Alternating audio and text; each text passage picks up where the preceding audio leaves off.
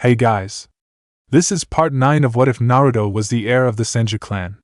Hit like and subscribe if you like this one, and don't forget to check the author in the description. Let's start.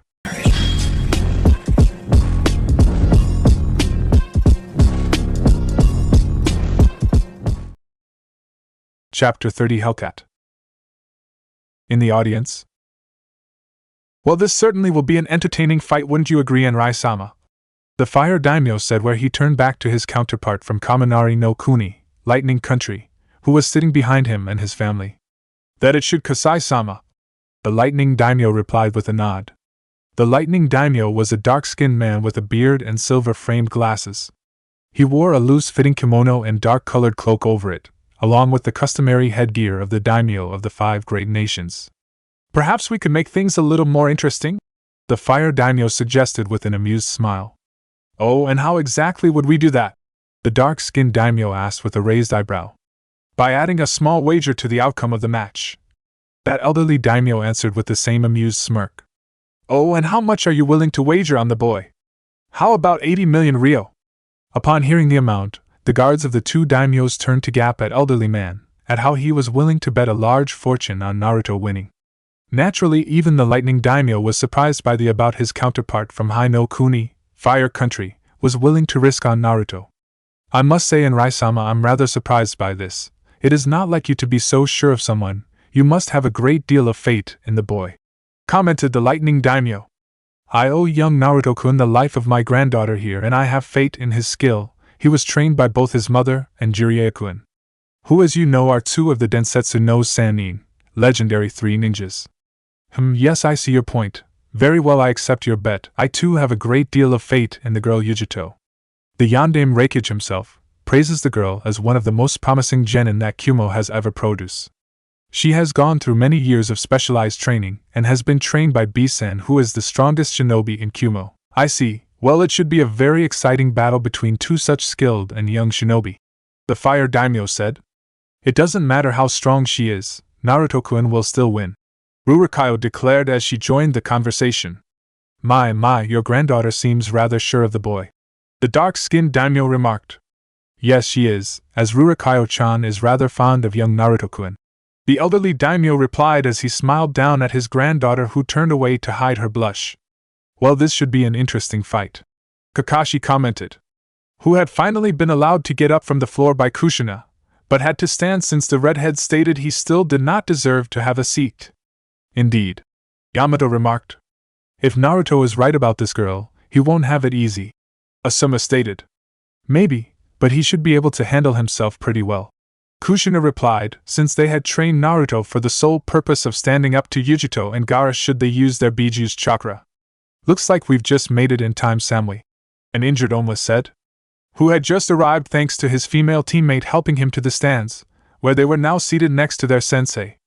Yes, we have. This battle should be very cool, the busted blonde teen replied. Looks like Senju is up again. Maybe he will show a bit more of his abilities this time against that Kumo girl, Akatsuchi said. We'll see soon enough, Kuratsuchi replied, as they waited for Naruto and Yujito arrive in the arena. Let's see if all the rumors about you are true, Hellcat, Mai thought with a serious look as she waited for the match to start. It seems the match Orochimaru-sama has been waiting for is finally about to appear. Now we will see how much Naruto-kun has improved this past month, a disguised Kabuto thought in the stands. Now let's see how well you fare against her Senju, a recovering Sai thought, who had just come from the medics after they treated his wound. Not far from where Sai was standing, the Kiri genin Saido sat alone waiting for his sensei to return, who had left to check on his teammates. But when the Kiri swordsman returned, the young genin was surprised to see he was not alone. Haku, Chojuro, what are you 2 doing here? Saido asked when he saw his teammates. We came to watch the match, Haku replied, as Zabuza helped her to her seat, while Chojuro sat next to her. But shouldn't you both be resting? We're fine, Saido-kun, I can assure you, the female ice user answered, while Chojuro nodded. Naturally, Saido was not convinced, where he then looked to his sensei, who said, Don't look at me. I tried but convinced them, but the 2 of them wouldn't let me leave until I agreed to take them with me. At this, Saido could only sigh, since if Zabuza couldn't convince Haku to stay in the medical ward, then no one could. Not far from the Kiri team, Team 9, aka Team Guy, also received an unexpected arrival, in the form of a still badly injured Hyuga Niji, who slowly limped to where they were sitting. Would it be alright for me to take this seat? Niji asked. Niji? Said Guy in surprise. Niji? Repeated both Lee and Tenten together in surprise, when they saw their teammate. Niji, what are you doing here? You should be in the medical ward recovering, Tenten said. I am fine, the medics treated most of my injuries, they said I mainly have to take it easy and rest, the male Hyuga replied. After which Tenten and Guy quickly got out of their seat and helped him to an empty set behind Lee. Niji, I think you should return to the medical ward, you need rest, Guy said after he and Tenten helped the Hyuga prodigy to his seat. I will be fine, Guy-sensei. Besides, this is a match I wish to see, as the medics have been keeping me updated with the rest of the matches while I was in the ward. So you know who left then? Tenten asked, as she and Guy took their seats again. Yes, and I believe this match will not be one to miss, and that this Niyujito will prove to be a difficult opponent for Naruto-san to fight, Niji said. Naturally, when Guy and the others heard Niji call Naruto by his name, instead of his surname, they were surprised and wondered what could have caused such a sudden change in him. What do you mean by that, Niji-kun? Lee asked. What would you make think that this Niyujito would prove to be such a challenge to Naruto-kun? On my way here I overheard two Kumo shinobi talking, who were discussing the upcoming match. From what I heard, Niyujito is regarded as one of the strongest shinobi Kumo has produced in years, and is stronger than the female Ranton, storm release user. Wait.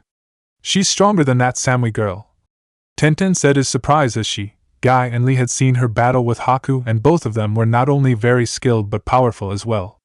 Yes, and from what I've heard, she is already among their most powerful shinobi.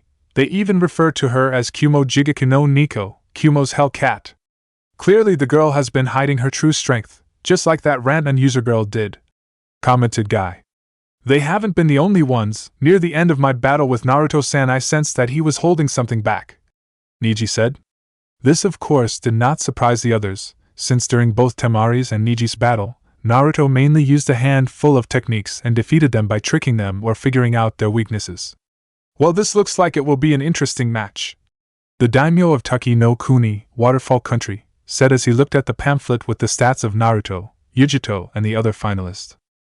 Yes, although I still think you are fool for betting on that girl, when the obvious choice would be the Senji heir, the grass daimyo said. Although he is obvious choice, you can't say for certain that he will win. I'm expecting something from this Kumo girl. I know I'm right about this, the Waterfall daimyo said. At this the grass daimyo laughed. No, in the world of fighting, something always happens, it is unpredictable. After saying this, the grass daimyo glanced to his bodyguards who just nodded and quickly left. In the Kage box dash, I do hope your son is ready to fight Tsunade-sama, because I can assure you Yujito will not hold back when the battle starts, and she has yet to show her true abilities, the Reikage said. At this the slug princess just smirked. I would be more worried about your kunoichi than my son Reikage-sama. He is more than capable of handling your kunoichi and anything else she can throw at him, because like her, he has yet to show his true abilities. You got that right, Jiraiya said with a grin. If your girl isn't careful the brat will wipe the floor with her. You seem quite certain of that, the Reikage commented, who despite being certain that Yujito would win, felt a slight twig of concern. I am, said Tsunade with a confident smirk. In fact, I'm so certain of it that I have bet all my winnings on Naruto winning not only this fight but the one after it as well. When the others heard this, the Reikage smirked, since this almost assured Yujito's victory over Naruto.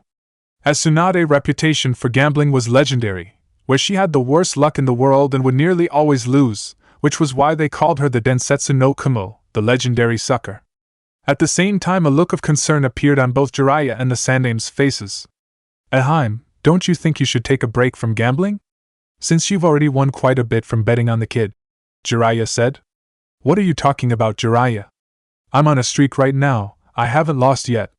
Yeah, and that's my point. Remember what happens when you win at gambling, the Toad Sage reminded, since given the amount Tsunade had won already, Jiraiya half expected the sky to fall on their heads, as Tsunade's luck never failed when she was winning. This is completely different. I told you when I bet on Naruto I never lose. His good luck is stronger than my bad luck, Tsunade replied with scoff, since she was already counting the money she would win in her head. Yeah, well, let's not tempt fate, okay? Jiraiya pleaded.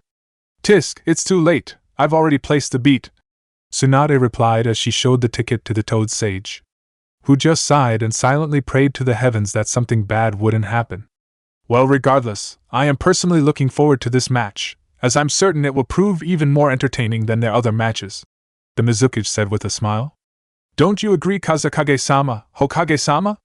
I do indeed, Mizukage-sama, the old Hokage said with a smile. As do I, the Kazakage said. In fact, I expect great things from young Senju Naruto. When the Tsunade said this, both the Sandaime Hokage and the two Sannin frowned, since now the Kazakage was showing a keen interest in Naruto, and it worried them. With Naruto and Yujito as the two genin walked down the hall to the stairs that would lead them to the arena floor, they were suddenly confronted by two Kusachunin, who were blocking their path. The two shinobi each wore the symbol of their village around the heads and wore matching yellow shirts and stripped gray scarves. Hey girl, we want a word with you, said one of the Kusanins, who wore a pair of dark sunglasses. Narrowing her eyes, the blonde girl just scoffed and said, Sorry, but I don't have time to talk, as I have a match to get to. After which she tried to move around the two shinobi, but was stopped by the other Kusa shinobi, who stepped in front of her and blocked her path. Despite what you genin think, low-level tournaments like this Chunin exam are only really good for betting, the Kusa shinobi said, and many of the feudal lords and daimyos have come here just for that reason. So what, it's none of our concern, Yujito replied with a frown, as she had already guessed what the two shinobi were trying to do. Actually it does, the Kusanin replied, since we want you to do something for us.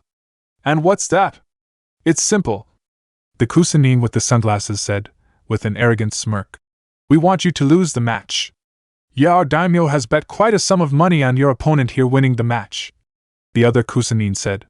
When the two blondes heard this, they glared angrily at the two foreign shinobi. Screw you, Yujito said angrily. Yeah, tell your boss to go fuck himself, we aren't going to let you, him or anyone else dictate our match, Naruto replied. I suggest that you stay out of this, punk, in fact you should be thanking us, the Kusanin wearing sunglasses snapped. Since we're making sure that you win. I don't want your help, this is our match and we will fight it fairly, Naruto replied, as he began to channel his chakra to his fists. Agreed.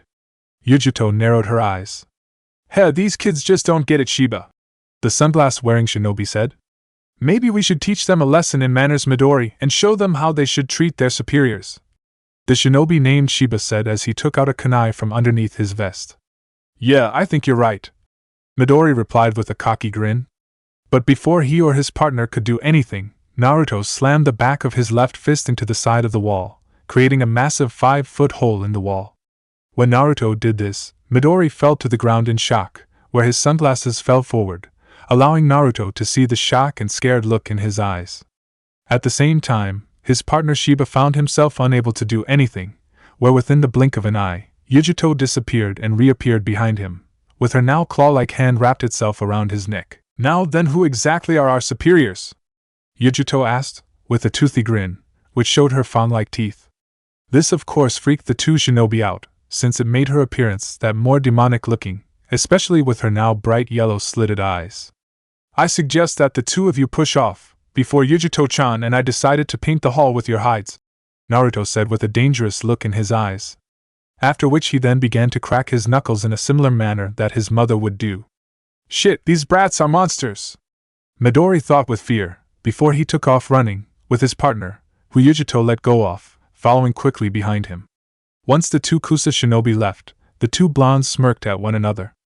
Not bad, Yujito-chan, you really scared the crap out of that guy, when you appear behind him looking like that, said a smirking Naruto, before the female blonde returned to her normal state. You're not so bad yourself, Naruto, Yujito replied with a smirk of her own. I think that sunglass-wearing guy wet himself when he saw you punch through the wall like that. You think? Yeah, I can practically smell the urine, in fact I think he shit himself at the same time, Yujito said as she scrunched up her nose at the stench. Hell, well, let's get going, everyone must be getting impatient, Naruto said with a smile, where Yujito just nodded and the two of them made their way down to the arena, laughing and joking over what happened with the two Kusanins. After waiting a few minutes, the two genin walked out into the open arena, where they were greeted with a thunderous cheer from the audience. Slowly the two genin walked towards Genma, who simply nodded to them, after which they walked a few meters away from one another, leaving a large space between them. When they walked far enough away from one another, they turned around to face each other. Once they had stopped and were opposite each other, Genma then spoke. "If both of you are now ready, we will begin the first match of round 3. When the two genin nodded, Genma just nodded back and raised his arm up and simply said, "Go!" as he swung his arm down. Despite Genma yelling, "Go!"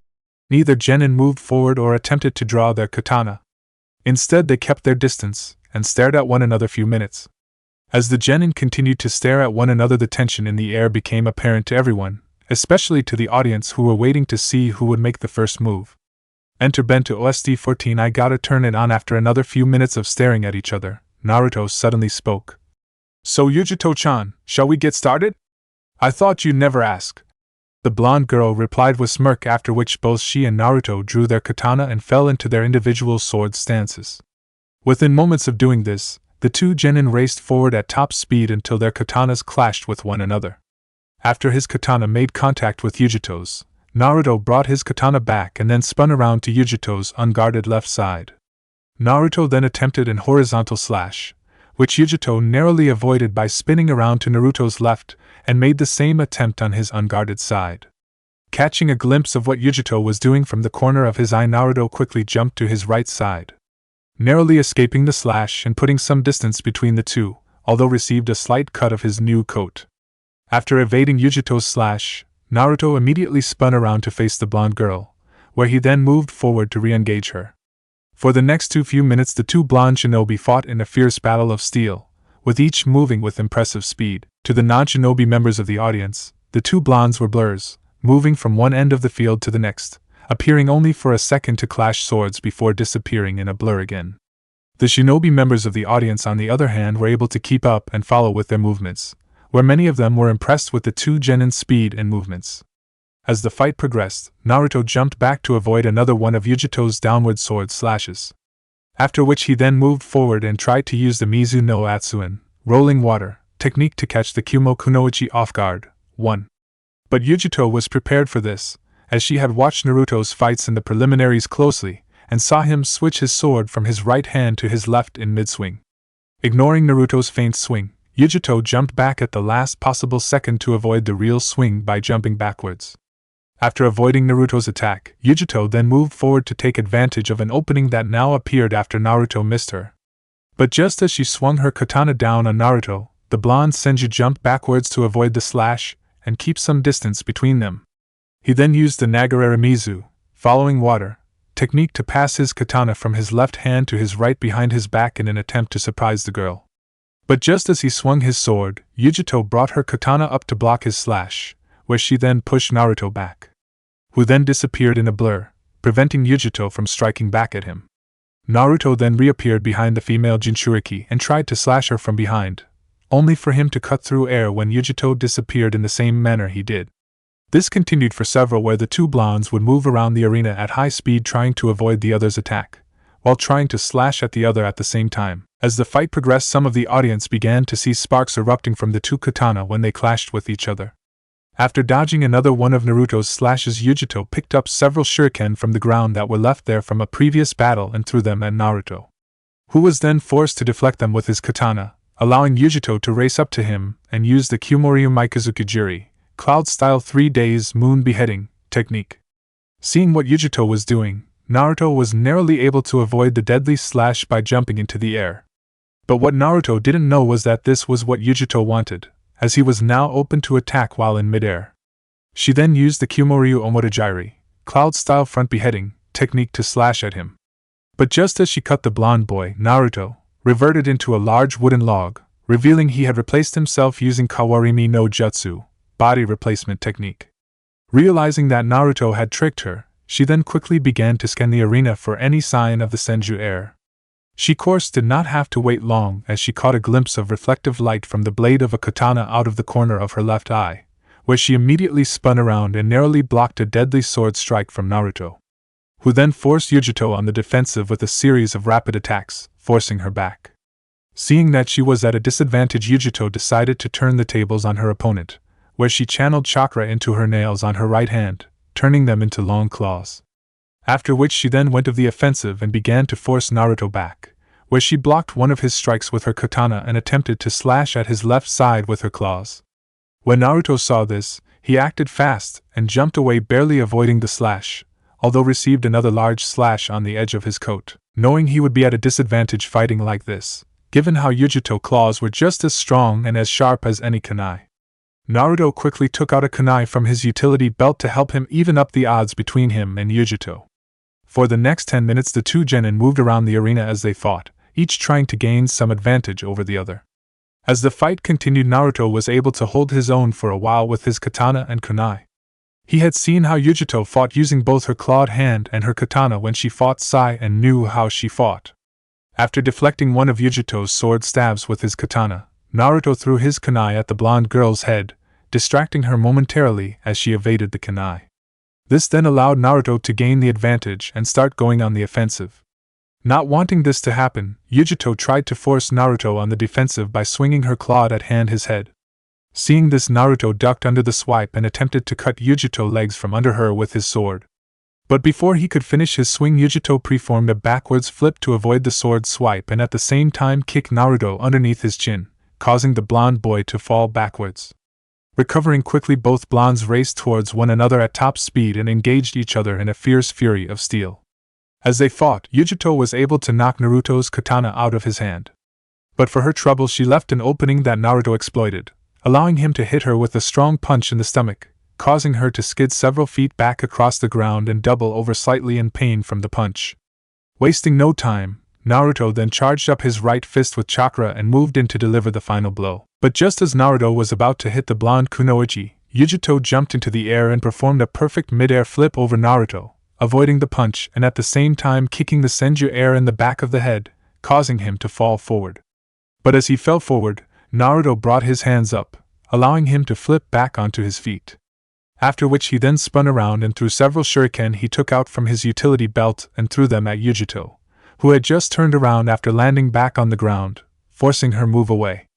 Once he had driven Yujito back, Naruto immediately raced over to his katana and picked it up, where he then re-engaged Yujito with his katana. For several more minutes the two blonde sword users fought intensely with one another as they clashed sword, each one given little ground to the other. But after one final clash of swords, the two blondes broke apart and jumped back from one another to assess the damage done and what to do next. And Bento OST 14 I gotta turn it on in the audience dash. So strong, Hinata muttered when she saw how fiercely Naruto and Yujito were fighting. Agreed, commented Yamato. Man, neither of them is playing around, said Kiba. Trust me, you haven't seen anything yet, Kushina said with a knowing smile. Wait. Are you saying that aren't being serious? Ino asked. Oh, they are being serious. They're just not giving it their all. Right now they're just feeling each other out, testing their speed and reaction time. But the real fight will begin soon. Not far from where Kushina and the others were sitting, Killer Bee and his students were also discussing the match. Naruto sure has come a long way when it comes to using a sword. There was a time when he couldn't even last 30 seconds against Yujito. But look at him now, Oma said as he, Killer Bee and Samui watched the fight. Yes, said Samui as she looked down at Naruto and Yujito. Jagajack, this ain't no joke, this battle will kick and hail ass, oh yeah, commented Killer Bee. Hey Samui, is it just me or is Yujito smiling? Oma asked as he stared at his female teammate. She is, Samui replied as looked at her fellow blonde. Although I can't say I'm surprised, you know how much Yujito has wanted a rematch with Naruto. This is the battle she has been waiting and training for ever since Naruto first fought her. You're right, Oma said as he nodded, since Yujito had been training hard for the past 2 years, also that she could become stronger and defeat Naruto should they ever fight again. In the arena, down in the arena, the two blonde genin continued to stare at one another, waiting to see who would make the next move. After a few minutes, Naruto suddenly spoke. Hey Yujito-chan, how about we take things up a notch? Fine by me, just don't blame me when things get too hot for you to handle. The blonde female replied with a confident smirk, which Naruto returned before taking out another kunai. Enter Naruto Shippuden OST 2 Sunspot. After a few moments the two genin once again raced towards one another at top speed. After clashing blades for a brief moment, the two genin reappeared at opposite ends of the arena. After reappearing, the two genin quickly spun around to face one another, where Naruto threw his kunai at Yujito, who took a kunai out from her pouch and threw it, hitting Naruto's projectile dead on and deflecting it. But as soon as this happened, Naruto appeared above the Kumo Kunoichi and attempted a downward slash, which she barely blocked. For the next few minutes the audience watched as the two young shinobi raced around the arena with tremendous speed, fighting furiously in the hope of gaining the upper hand. Eventually, though, Naruto gained the advantage by blocking one of Yujito's sword strikes and pushing her away to the other end of the arena, causing her to drop her katana. But before he could pursue his advantage, Yujito performed several high-speed hand seals and yelled, "Katan Okibi, fire style, blazing fire!" And spat out a large stream of red-hot flames. Crap! Naruto thought when he saw the large fire stream flying towards him. Wasting no time, Naruto quickly turned his sword sideways and started spinning around and gathering the water left over from Samui's and Haku's battle. Within seconds a large spinning waterspout erupted around Naruto, shielding him from Yujito's fire attack and creating a large cloud of steam around Naruto as the hot flames hit the cold water. After losing sight of Naruto in the steam cloud, Yujito halted her attack and waited for the steam to disperse. But just as the steam began to fade, a large crescent-shaped blade of wind erupted from the steam and flew towards her. Acting quickly, Yujito jumped to her right side, avoiding the deadly wind attack which hit the arena wall behind her and left a large slash mark. But as soon as she evaded the attack, she was forced to move again as several kunai flew towards her. With no time to waste, Yujito jumped back to avoid them, but when they hit the ground she noticed that they had exploding notes tied to them, which exploded soon after. After barely avoiding the explosion and being left slightly singed, Yujito began to search the arena for Naruto, where half of it was still covered in steam. She of course did not have to wait very long, as the steam began to dissipate further and Naruto soon appeared out of the cloud with his katana in hand and attempted to stab her with it. Seeing this, Yujito skillfully sidestepped the blonde boy's attack and then hit him in the back of the head with a reverse heel kick, in the hope of knocking him out. But as soon as Naruto hit the ground, he exploded into a puff of smoke, revealing him to be a Kage Bunshin, shadow clone. When the blonde girl saw this, she quickly turned back to the steam cloud, which had fully dissipated, and saw the real Naruto, who was busy performing a long series of hand seals and gathered all the remaining water in the arena. Realizing that Naruto was preparing a large-scale water technique, given the long series of hand seals he was doing and the amount of water he was gathering, Yujito began to perform her own series on hand seals to counter Naruto's technique. At roughly the same time, both genin finished their set of hand seals and performed their individual attacks. Suetun, Suryudan no Jutsu, Water Style, Water Dragon Bullet Technique! Naruto yelled as large dragon made out of the water from around the arena formed over him and flew towards Yujito. At the same time, Yujito finished her hand seals and thought, "Katan Hitora Fire Style, Fire Tiger!" And spat out another long stream of fire, which took the shape of a tiger's head. Within seconds the two powerful attacks collided with one another, and caused a massive explosion, where both attacks were negated. N Naruto Shippuden OST 2 Sunspot. After the explosion, the entire arena quickly became filled with steam, blocking the audience view of the battle. The heat of the flames had been so intense that it and converted Naruto's water dragon into steam. In the finalist box dash. "Man, this is such a drag. Those two blondes really are troublesome," muttered Shikamaru, as he moved back from the railings as he could feel the intense heat of superheated steam from his position. Like Shikamaru, many of the other occupants in the finalist box did the same, as like him they could feel intense heat of the steam as it rose up. Others, however, like Gaara and Sasuke, ignored the discomfort of the heat and continued stare into the massive steam cloud, hoping to see any sign of the two blondes. "Where are they?" Sasuke thought, where he activated his Sharingan to try and find Yujito and Naruto, but for some strange reason could see no sign of them. In the audience dash. "Unreal, are these two really just genin?" Izumo asked in shock at seeing two genin each performing high-level B-rank jutsu. "At the very least, in terms of fighting ability, they're Chunin level," Kotetsu commented given what they had seen. At the same time, he began to wonder how Naruto and Yujito have the reserves to use jutsu of those levels. "Shit, not again, first mist, then dust, now steam. How many times do they have to cover the field? We're missing all the action," Kiba complained, who was really getting into this battle and wanted to see Naruto kick Yujito, but given how Yujito was the one who defeated him. "Niji, can you see them?" What's happening? Tenten asked when she turned to her teammate, who now had his Byakugan activated in an attempt to see what was happening in the massive steam cloud. Unfortunately, I cannot see them, the Hyuga boy replied. They could not have simply disappeared, said Lee. Are you sure the steam is not preventing you from seeing them? No, answered Niji. I can see through the steam perfectly. I simply cannot see them. Does that mean that they are? Said Tenten, but before she could finish she suddenly heard the sound of metal clashing. After hearing this, her sensei Guy suddenly said, Look over there! While pointing straight ahead. When Tenten and the rest of the others looked in the direction that Guy was pointing, they saw both Naruto and Yujito, swords in hand, battling with one another on top of the arena wall directly opposite the stands, above the arena of the steam cloud. Where did they come from? Choji asked in surprise after his sensei Asuma pointed them to him and the others. They must have moved out of the arena just before their attacks hit, knowing what would happen, commented Enko. But what are they doing up there? Ino asked. Probably because it was the safest place to be until the steam cooled down, Kushina replied, while watching Naruto fight with Yujito on the arena wall. Agreed, if they hadn't, more than likely they would have been killed if not badly burned by the superheated steam, Kurenai added as she and everyone watched the two blondes fight. In the arena, after appearing on top of the arena wall, Yujito and Naruto continued their sword battle. For the first few minutes the two genin fought furiously, trying to push the other back. But neither one gave much ground, proving that they were evenly matched with one another.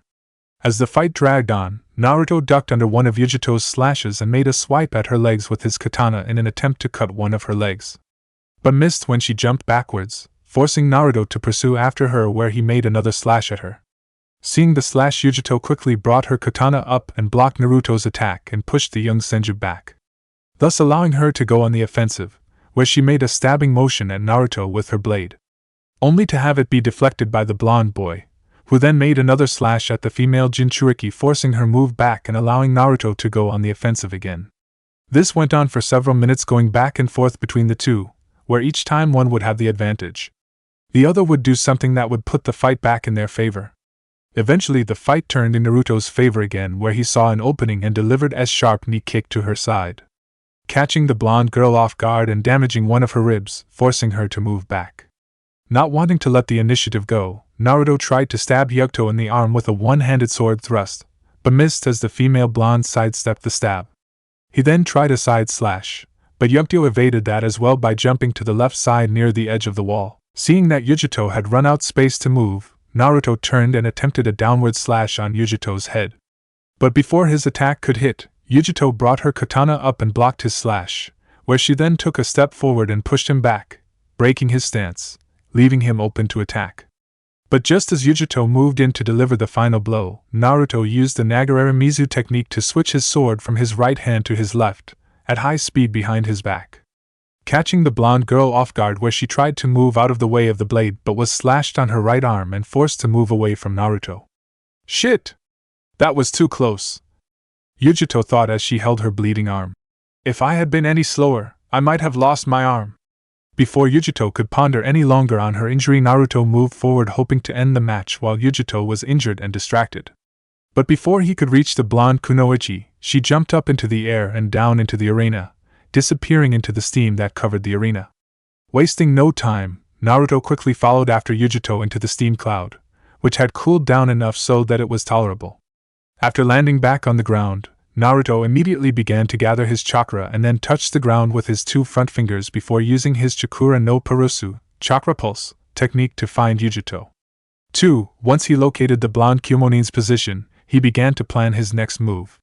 After Yujito had bandaged up her wound with some cloth that she tore from her sleeve, she immediately began to assess her situation. This is just like when I fought that Kiri Genin Chojuro earlier, when he used Kirigakure no Jutsu, hidden miss technique, Yujito thought as she looked around her surroundings. Before a small smirk appeared on her face as she realized that she could use the same trick she used to defeat Chojuro. After creating the lightning clone, Yujito had the clones search for Naruto while she hid in the steam and waited for him to attack. She did not have to wait for very long as Naruto soon appeared from the steam, racing towards the lightning clone with impressive speed, where he then used the Takyo Yogi, treading water, technique to impale the lightning clone with his sword. After Naruto stabbed the lightning clone, the clone quickly reverted into lightning, which traveled down Naruto's sword and into Naruto, electrocuting him.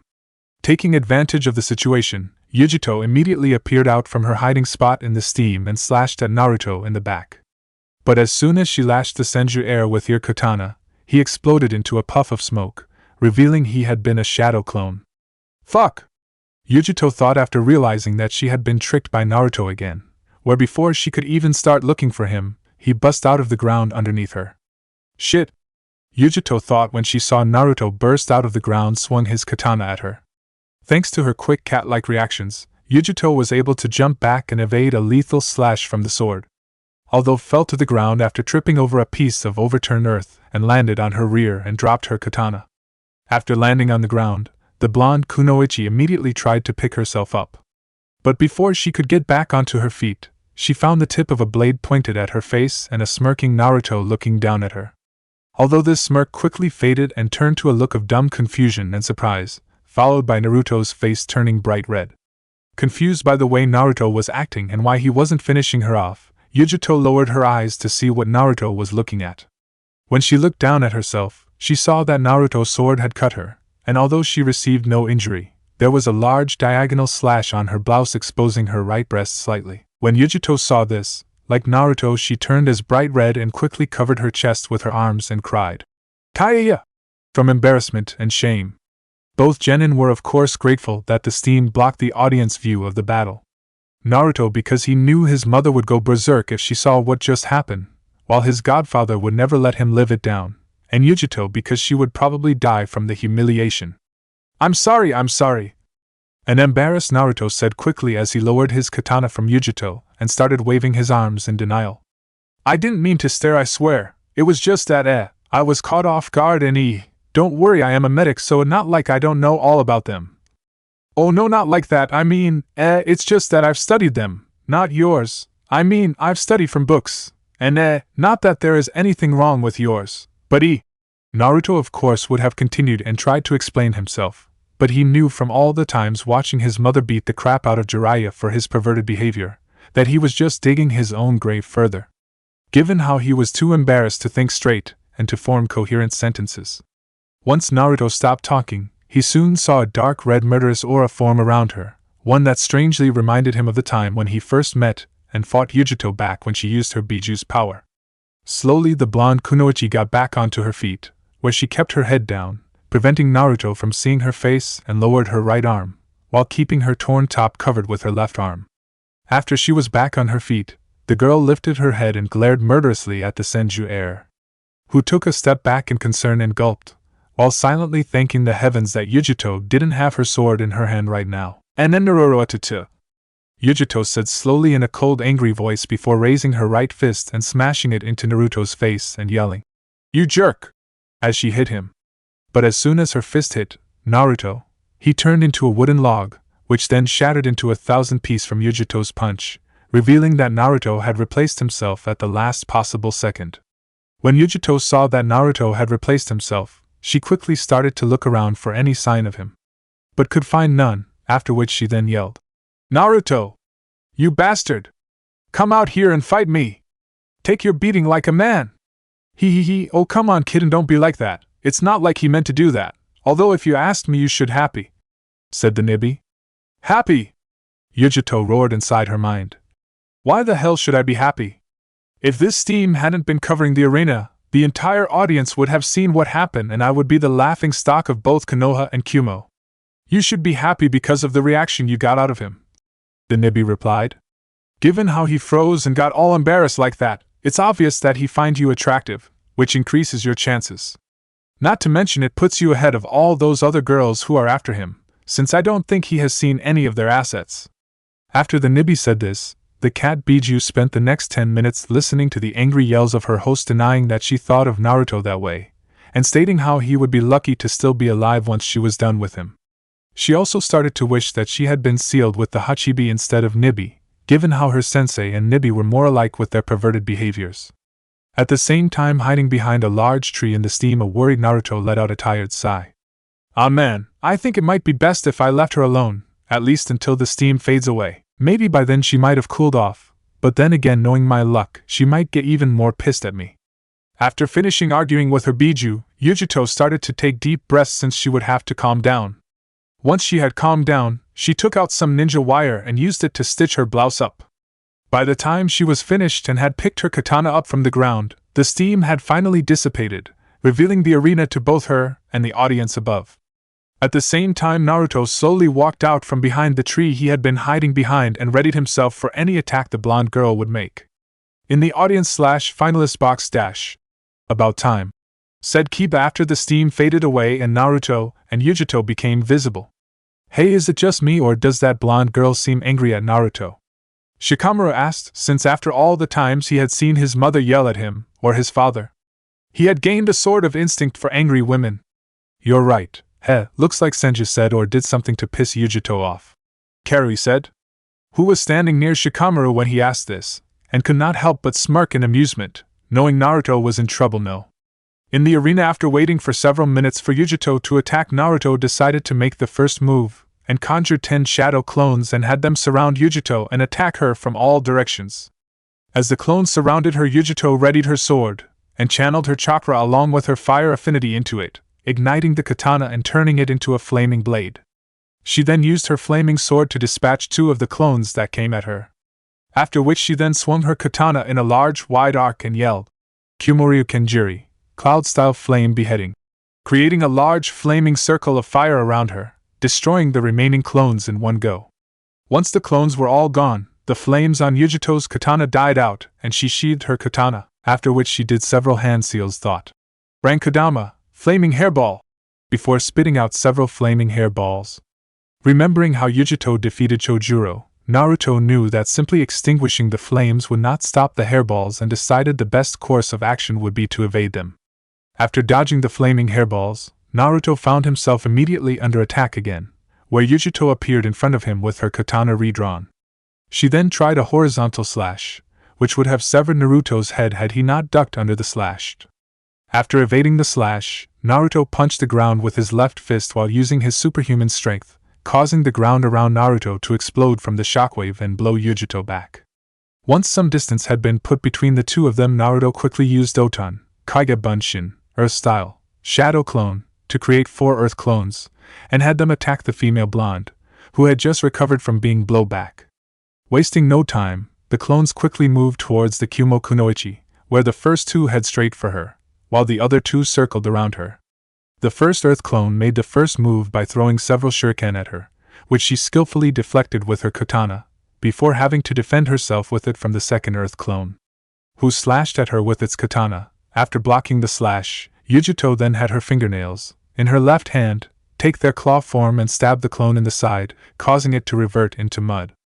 After which she then raced forward to attack the first Earth clone. But as she did, the 2 other Earth clones that had moved around her came up behind her, and prepared to attack from behind. Aware of the 2 clones, Yujito pretended to not have noticed them and prepared to strike the first Earth clone, but at the last possible second she used Kumoryu Uragiri, cloud-style reverse beheading, technique to sever the heads of the 2 clones, catching them off guard and causing them to turn mud. After dealing the 2 clones, Yujito quickly jumped back to avoid a deadly kunai stab from the last remaining Earth clone, who she was standing in front of. But as soon as her feet touched the ground, a large earth spike appeared in front of her and nearly impaled her. It was only thanks to her quick reactions, which she had developed from the special training the Raikage had put her through when she was young, that she was able to replace herself in time with Naruto's the last remaining Earth clone. After evading the earth spike, Yujito looked over at Naruto, who had both his hands on his ground. It of course did not take a genius to figure that Naruto had used the Earth clones as a distraction and waited until she was vulnerable to use Doton, Doriyuso, Earth-style, Earth flow spears. Alright then Naruto, if that's how you want to play it. Let's see how you handle this, the blonde girl thought before she stabbed her katana into the ground. After which she performed 4 quick hand seals and thought, Katan Okibi, and spat out a large stream of red-hot fire from her mouth. Fuck! Naruto thought when he saw the large stream of flames flying toward him.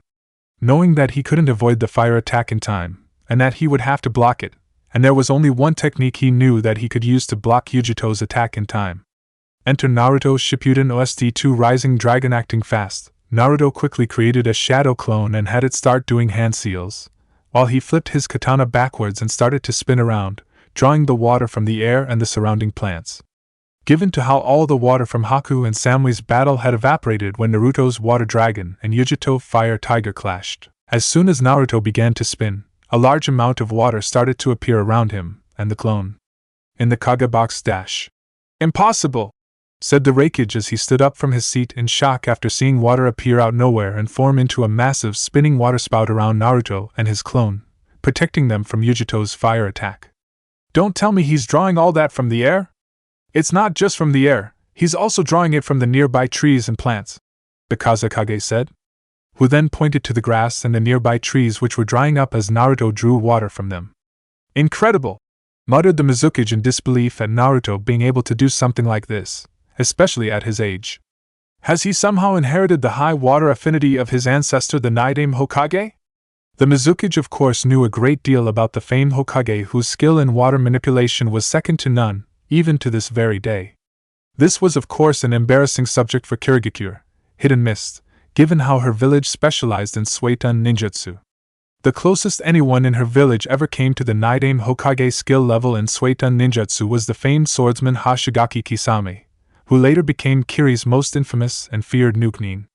This kid, thought a surprised Erui, who had a serious look on his face, which was highly unusual for him. Duh, boy kid, show them just what you're made out of. Jiraiya thought with a smile and was joined by both Tsunade and Sandaime who were also smiling. In the audience dash. But how? Muttered a shocked Zabuza, who like most shinobi couldn't believe what he was seeing. His water skill is even greater than mine, maybe even Haku's. Saito thought as he turned to look his teammate who had stunned looks on their faces. At the same time the members of the Rookie 9 who were sitting in the front seats of the stands looked on at Naruto with surprised looks. Not believing what they were seeing Naruto doing, their attention although was soon diverted when they suddenly heard a nearby voice yell out. That's the way, Naruto, that's my student! Kushina-senpai, please calm down, Yamato pleaded as he tried to calm the redhead down. And what's wrong with me cheering for my student? You should be cheering with me, since he's your student as well, retorted the former ANBU captain with some annoyance, when she turned to look at her former subordinate. There's nothing wrong with cheering for him, Kushina-senpai, it's just that you don't need to make a spectacle of yourself, that all, the man answered quickly, knowing Kushina temperament, while at the same time glancing around him where he could see several people starting to stare at them. Huffing at the stares, Kushina just turned back around to watch Naruto's battle and once again started to cheer for her blonde-haired student. In the arena when Yujito saw Naruto create the large spinning waterspout out of nowhere, the blonde Kunoichi was caught completely off guard and soon cancelled her attack, realizing that her attack was worthless. It's not possible! Yujito yelled inside her head when she saw the massive water sprouts around the boy and his clone. Naruto is able to conjure that much water from just the air and the surrounding plants. After Yujito ended her attack, Naruto stopped spinning, causing the waterspout to fall. But before the water could hit the ground, Naruto's clone finished its hand seals and yelled out, Suiton, Suryuden no Jutsu! Causing the water to form into a massive water dragon which then charged straight at her. With no time to spare, Yujito quickly tried to avoid the powerful water attack. She ever tried running up the arena wall by channeling her chakra to her feet to keep from falling. But no matter where she ran to, the dragon continued to follow after her, thanks to Naruto's clone control it. Realizing that she would never lose the water dragon, Yujito quickly took out 3 kunai with exploding notes tied to them and threw them at the creature, destroying it once the notes exploded. Damn, these two are something else! The match referee Genma thought, who had just reappeared in the arena, after being forced to move out when Naruto created the water dragon. Looking around, Genma saw that the entire arena was filled with inch of water after Yujito destroyed Naruto's water dragon. They've completely changed the state of the arena. After the water dragon was destroyed, Naruto clone immediately spat out several balls of water and fired them at Yujito, who was still on the wall. Seeing the blobs of water flying towards her, Yujito went through several quick hand seals and spat out several flaming hairballs, which hit the water balls dead on, cancelling each other out. But like in her battle with Chojuro, the extinguished hairballs continued to fly towards the Naruto's clone and hit it dead on, causing the clone to disappear. Once the clone had been dealt with, Yujito was forced to jump away from her position as Naruto used his Surashifu, technique to fire a crescent blade of wind at her. After dodging Naruto's wind attack, Yujito wasted no time in going back on the offensive and unleashed a volley of shuriken. At the same time, she spewed out a stream of fire, covering the spinning projectiles in flames, increasing their destructive power. When Naruto saw the flaming projectiles, he quickly used the Mizu no Jasho, rising water, technique to create several waves of water in front of him, which extinguished the fire that covered the shuriken. The water also slowed the shuriken down enough so he could deflect them away without any harm. But as soon as Naruto had deflected the flaming shuriken, he was forced to jump back to avoid a powerful downward slash from Yujito, who appeared above him. Not wanting to give Naruto any chance to fight back, the blonde girl chased after the Senju heir with the intent on ending their battle. Acting fast, Naruto dipped the tip of his katana into the water and created another large wave of water in front of him, and yelled, "Mizu no Kagayaku, glittering water!" Undeterred by the wall of water, Yujito moved forward and stabbed her katana through it and into Naruto's left shoulder. But as soon as she did this, the wall of water fell and Naruto faded away, revealing that he was a reflective image created by the water. Realizing she had been tricked, the blonde kunoichi quickly turned to her right and caught a glimpse of Naruto speeding towards him at high speed. Within moments, Naruto was right in front of his female opponent, and used the Mizu no Atsuin to switch his katana from his right hand to his left in mid-swing, catching Yujito unaware, who had brought her sword up to defend herself against the fake slash. It was only thanks to the fact that she had used her claw creation technique to increase the durability and length of her nails that she was able to block Naruto's real sword slash with her long nails. But before she could make any move against the blonde boy, Naruto pulled his sword back and used Nagarara Mizu to pass his sword from his left hand to his right hand behind his back, catching Yujito off guard again and sending her skidding back several feet. Luckily for the blonde Kumo kunoichi, Naruto had turned his katana around at the last second, so that the back of his blade hit Yujito's left side, saving her from receiving a possible mortal injury. But even though the blow wasn't fatal, it had still been serious, as the hit had cracked one of her ribs right side. Seeing that he had the advantage in the fight, Naruto decided to try to finish the fight once and for all by using one of the new techniques Kushina taught him the previous month, dipping the tip of his sword into the inch of water and gathering it around the blade. Naruto swung his sword at Yujito and yelled, "Bankatsu Mizu, splitting water!" creating a large crescent-shaped blade of water that moved with incredible speed. 3. Fuck! Cried Yujito when she saw the deadly blade of water flying towards her, and narrowly avoided the attack by jumping sideways. Although received a large cut on her left arm which was bleeding badly. With little time to contemplate her injury, Yujito was forced on the move again as Naruto used the Mizurappa, wild water wave, technique, spit out a large wave of water from his mouth, forcing her to jump onto the side of the arena wall. Seeing that Yujito avoided his attack, Naruto preformed several more hand seal and used the Teppadama, gunshot, technique to fire an unrelenting barrage of water blasts from his mouth, forcing Yujito to race around the arena wall to keep from being hit. This of course did not last very long, as Yujito soon struck back by throwing several kunai, with some exploding notes tied to them, at Naruto, forcing the blonde boy to halt his attack and jump away. After the notes exploded, a large shower of water covered the arena, blocking Yujito and the audience view of Naruto. But once it died down, they caught sight of the spiky-haired blonde again, who was busy preforming a long series of hand seals and gathered all the surround water around him. Recognizing the hand set, Yujito began performing her own series of hand seals. At the exact same time, both genin unleashed their jutsu. Suiton, Suryuden no Jutsu! Roared Naruto as large dragon made out of the water formed around him and flew towards Yujito. Katan Hitora! Thought Yujito before spitting out a long stream of fire, which took the shape of a tiger's head and headed straight for Naruto's water dragon. Within seconds the two massive attacks collide, and like earlier on, they cancelled each other out in a large explosion, creating another massive cloud of red-hot steam that covered the entire arena. And Naruto Shippuden OST2 Rising Dragon in the audience dash. "This is nuts, both these kids aren't normal," muttered Kotetsu in surprise, while his partner Izumo just nodded, who was too shocked to say anything. "Now this is more like it," Enko said with a grin, as she was loving every minute of this battle and was glad she got the front seats for the finals. "Damn, and I thought the preliminaries were out of hand," Asuma commented after Yujito's and Naruto's attacks collided. "Both of them are well beyond the skill of genin, in fact they are stronger than most chunin," Kurinai remarked, who was surprised that there was yet another genin in the exam who go toe-to-toe with Naruto, ignoring the fact that she was also a Jinchuriki, like Naruto.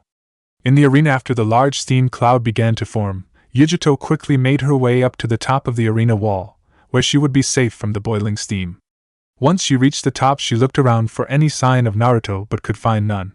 Figuring that she was safe for the moment, Yujito decided to dress her injuries, where she took out a small roll of bandages and used it to dress the wound on her arm. Once her arm was bandaged up, Yujito then patiently waited for the steam to cool down and fade away. Knowing that Naruto was down there somewhere, and it would be foolish if she jumped in there without knowing his location. After some time, the steam eventually cooled down and faded, allowing Yujito and everyone else the arena. When Yujito and the audience looked down, they saw that the arena was in a sorry state, filled with discarded shuriken, kunai, as well as holes, craters, upheaved dirt from all the previous battles. The lower part of the arena wall was in no better shape, with several large holes and dents. The only thing missing was the water that had filled the arena not long ago, which had all dried up in Naruto and Yujito's last attack. As Yujito scanned the arena, she noticed a small dome of earth standing in the exact position she last saw Naruto in. So that's what happened to him, Yujito thought. Naruto must have created that earth dome around him to protect himself from the steam after our attacks collided. Smart, but the problem with that plan is that he can't see when it's safe to come out, and he's now vulnerable to attack, and if I do this right, I can end this now. Taking out 2 kunai and tying her last 2 remaining exploding notes to them, Yujito channeled her lightning chakra into the kunai and threw them at the earth dome. Within seconds, the lightning-enhanced kunai flew through the air and pierced right through the earth dome. After which the exploding notes tied to them exploded, destroying the dome and everything in it. As soon as the dome exploded, Yujito quickly made her way down the arena wall and down into the arena to see if she had really gotten Naruto.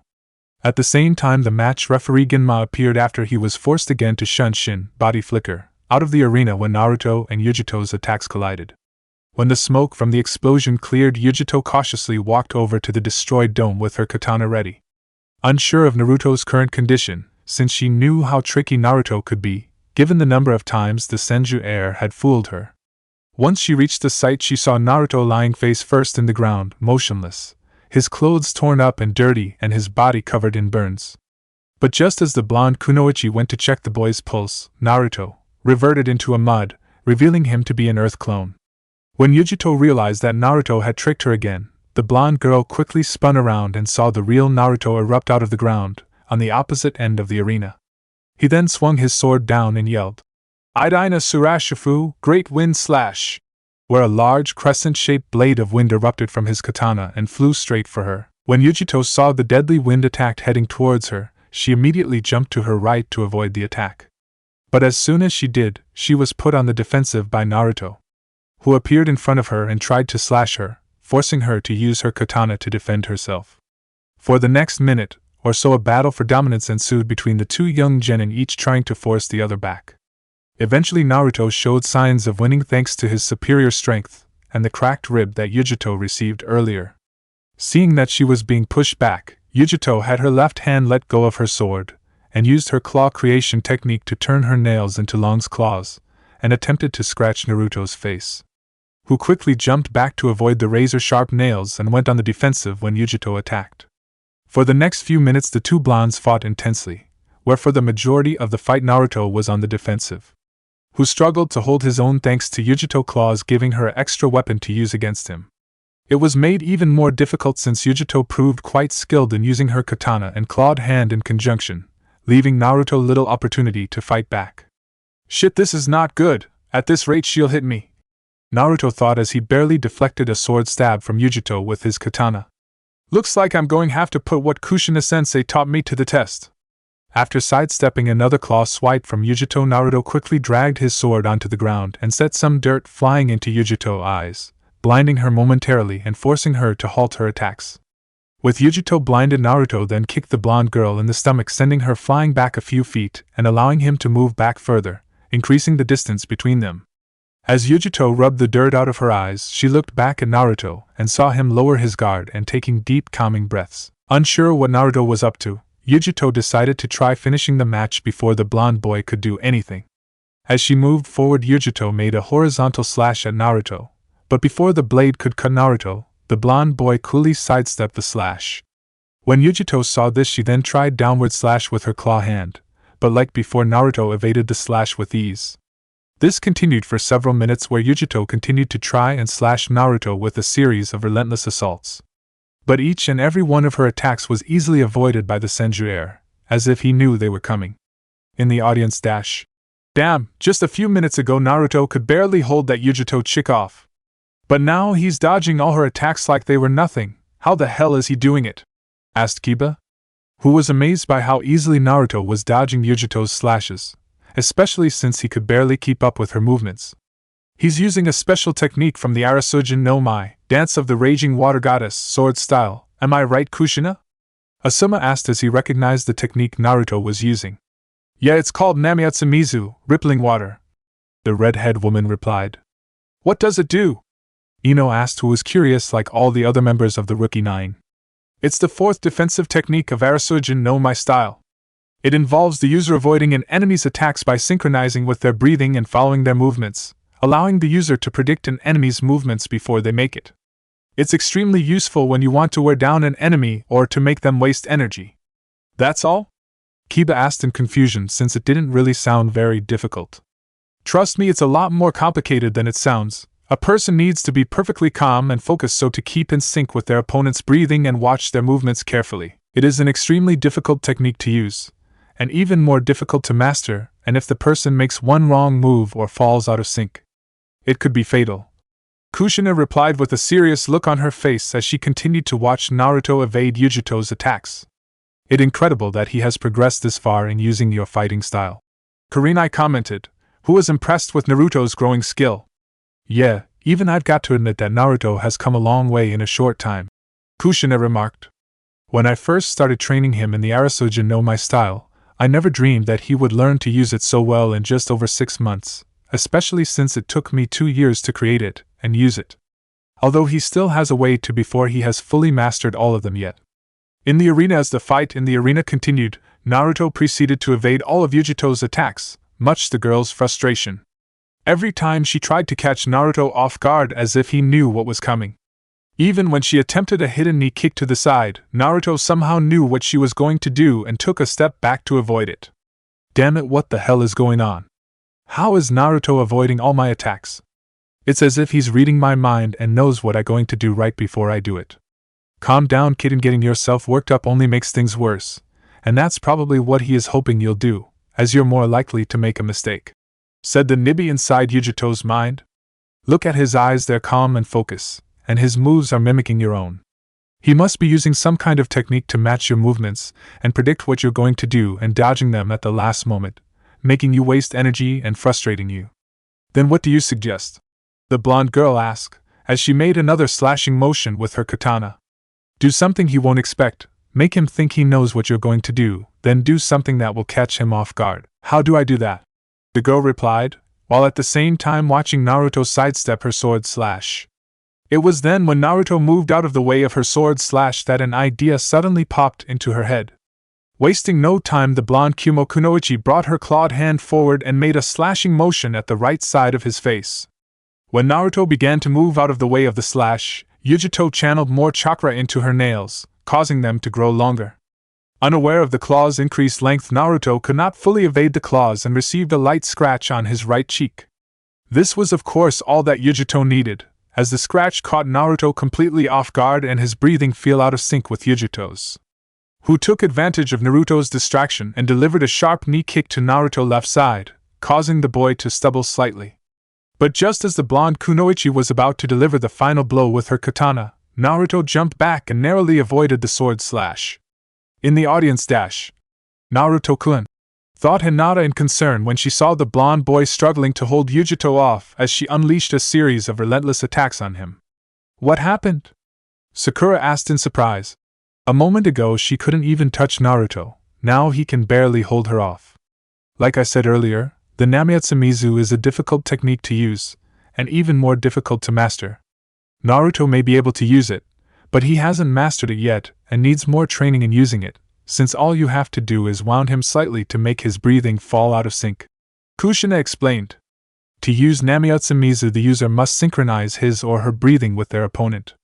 When that Yujito girl scratched him, Naruto was caught by surprise, causing his breathing to fall out of sync and distracting him so that he could no longer be able to predict or keep up with her movements, allowing her to catch him unaware. If Naruto had mastered the Namiatsumizu technique fully, he would not fall out of sync so easily. She must have gotten a luckily hit in when the brat tried to avoid that swipe. Anko commented.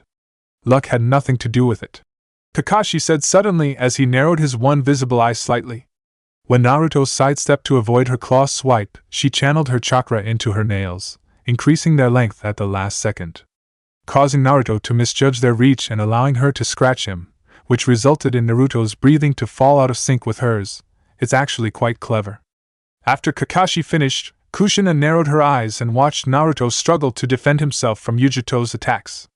She of course agreed with Kakashi's assessment with what happened, and as much as she hated to admit it, she had to hand it to Yujito for her quick thinking and had to admit that the Kumo Kunoichi was much craftier than she gave her credit for.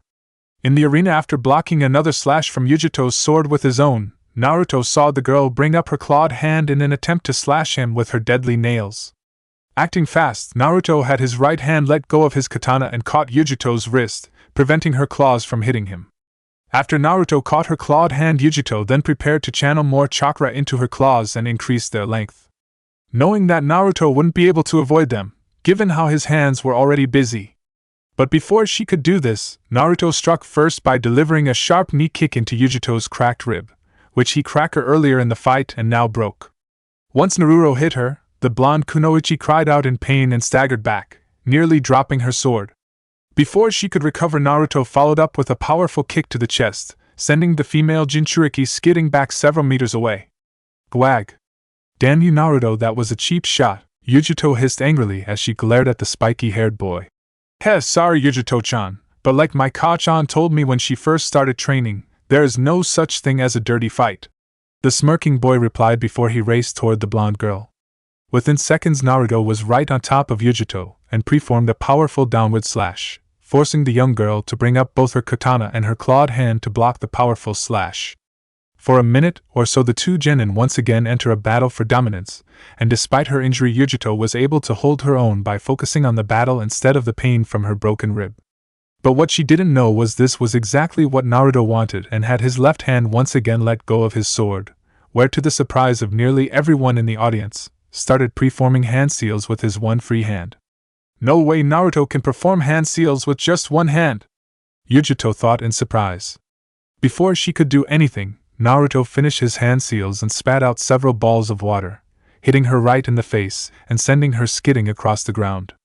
After which Naruto then raced towards her and delivered a powerful punch to the stomach, while using a small portion of his superhuman strength. This resulted in Yujiro being sent flying through the air and crashing into the arena wall behind her, making a large dent in it. In the audience dash. Alright, that's the way! Kiba cheered excitedly. Yeah! I knew Naruto-kun could do it, no one can beat him! Ino cried, as she was certain her crush had won. Nice one, commented Asuma as he let out a puff of smoke. But when the hell did he learn to do hand seals with just one hand? I'm not sure, it's possible he could have learned it from Haku in Nami no Kuni, Wave Country, Kakashi replied, who like Asuma and the others was surprised by Naruto's new skill. Actually, I taught him it before he left for Konoha, Shizen answered, causing everyone in the group to look at her in surprise. You taught him it? Anko asked in surprise. Of course, you didn't think Tsunade-sama and Jiraiya-sama were the only ones that trained him, the student of Tsunade replied with a proud smile. I was unaware that you had that skill, Kurinai said as turned to the dark-haired woman. It's a skill I picked up when I was traveling with Tsunade-sama, which I later taught to Naruto-kun. I'm actually surprised none of you knew he could do it. Hell, looks like the brat has been keeping a few secrets from us after all, Kushina said with an amused smirk, as she glanced at Yamato who just nodded. Unreal, he can do hand seals with just one hand, just like you Haku, said Chojuro in surprise when he turned to his female teammate. It would seem so, the female ice user replied while maintaining a blank look, so not to reveal her surprise. Damn, just when I thought I had this kid figured out he does something like this. It's not enough that he has the same kind of high water affinity as the Nidaime Hokage and his mother's superhuman strength. He now has the ability to do hand seal with one hand just like Haku and Hanzo's granddaughter, Sabuza thought with a frown. You certainly know how to keep things interesting, Naruto-kun. Mei thought with an amused smile. Impressive, remarked Hamaru after seeing Naruto use one-handed hand seals. Indeed, clearly we have not been made aware of all of the boy's abilities, Danzo remarked. Agreed, although I am curious if we will see the boy's Mokuton abilities in this match, given how his opponent is the Jinchuriki for the Nibi no Bakeniko, two-tailed monster cat. Koharu commented. We may see soon, if the boy pushes the girl far enough, Danzo replied, who like Koharu was interested to see Naruto's Mokuton powers for himself. Whoa, hand seals with just one hand, I never even heard of anyone doing something like that, this guy is pretty good, Akatsuchi commented as he glanced at his partner. I guess, Kuratsuchi replied with a small frown. In the Kage box dash. Incredible, I did not think anyone other than Haku-chan could actually do hand seals with just one hand, a surprised Mizuki said. Indeed, most impressive, added the Kazekage. Interesting, did you teach him this Tsunade Jiraiya? The Sandaime asked as he turned to his former students, since he had been unaware of Naruto having this skill. No, it was Shizen, she taught him it before Naruto came here, as she figured it would be a useful skill to have, Tsunade answered. I see, the old Hokage replied as he could indeed see the advantage to it. As the three other Kages and the two Sannin continued to converse with themselves, the Raikage remained silent and gripped the stone armrest of his seat tightly and angrily, where it eventually began to crack under the strain. The reason for this was of course obvious, as he was angered by how his top kunoichi Yujito was losing to Naruto, and his plan was backfiring on him. Seeing this, both Dari and C went over to their village leader and quietly began to talk to him, hoping to calm him down by telling him that Yujito was not done yet, and assuring him she can still win. In the finalist box dash. Man, that's got to hurt, muttered Shikamaru, after he saw Naruto send Yujito flying into the arena wall, and watched the girl struggle to get back onto her feet. Thought Shino. Come on, Yujito, don't let Senju beat you, show him Kumo Shinobi are the strongest, yelled Karui. Naruto, he's become even stronger than before, Sasuke thought with a frown, as he watched Yujito slowly stand back up. He's even stronger than we thought. He not only has monstrous strength, but can also summon large amounts of water out of nowhere just like the Naidame Hokage was said to be to do, muttered Temari in surprise. He might actually be a match for Gaara. No way, that's impossible, no one is stronger than Gaara, Kankuro said in a low voice before glancing at his younger brother, who had an evil-looking gleam in his eyes and a bloodthirsty smile on his face, which worried his older siblings. In the arena after Naruto set her flying into the arena wall, the blonde-haired female Jinchuriki slowly got back onto her feet and spat out some blood that ended up in her mouth from when Naruto hit her. Tisk, looks like you've been holding back a few tricks, Naruto, Yujito said with a painful smirk as she looked towards her fellow blonde. Pretty smart of you to keep that ability of yours hidden until now. But trust me, you won't get me with that a second time. Heh, don't worry, Yujito-chan, I have gotten plenty more tricks up myself. Narrowing her eyes, Yujito readied herself. Her body was pretty sore right now, and was fairly certain that she had another broken rib or two. But she had no intention of quieting, she had her pride and she had no intention of losing to Naruto again. Enter Bleach OST 4 Track 4 Power to strive. As the two genin stared each other down, Naruto suddenly took off his sling and sheath from around his back and threw it to the ground. After which both he and Yujito fell into their individual fighting stance and prepared to recommence their battle. After a moment or two, the two blondes raced forward with impressive speed. Within seconds, the two young shinobi clashed swords with one another and began their furious battle. Yujito struck first, where she tried a diagonal slash, which Naruto blocked with his katana, and then pushed her back and tried a horizontal slash across her chest, only to cut empty space as Yujito leaped back. Not willing to let go of his advantage, Naruto then used the Nagare-Mizu technique and switched his katana from his right hand to his left at high speed behind his back, hoping to catch Yujito off guard again and hit her in the side again with the back of his blade. But to his surprise, Yujito was able to block the move with her katana. I told you, I won't fall for the same trick twice, the girl said before pushing Naruto's sword away and kicking him in the left side, causing him to skid several feet away. With Naruto now disorientated, Yujito moved towards the Senju Heir, hoping to finish the fight with a single sword thrust. But just as she was about to stab Naruto in the left shoulder, the blonde boy sidestepped to the right, avoiding the sword thrust, and then brought his own sword down on hers, causing her to drop it. Naruto then followed through with a sharp knee to her stomach, taking the breath right out of the female Jinchuriki and sending her flying back several feet away. Yujito recovered quickly though and flipped backwards and preformed a series of backwards somersaults, increasing the distance between the two. Once she was back on her feet, Yujito immediately spun around and preformed 4 quick hand seals and thought, Katan Rinsha fire style, rapid fire!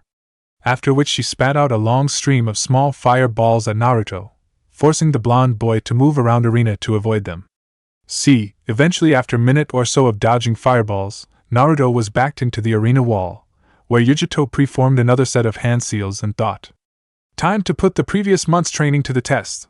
Let's see if you can dodge this Naruto, Katan, Carrier Enden, fire style, dragon flame bullet.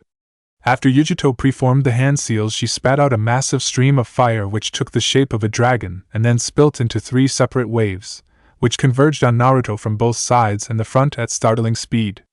When the shinobi members of audience saw Yujito use the Katan, Carrier Enden, many of them were of course shocked at seeing a young girl like her preforming such an advanced and difficult technique. Shit, thought Naruto when he saw the 3 separate streams of fire closing in on him from all directions. Damn it, they're nowhere to go, and if I jump into their air, Yujito-chan will take me out.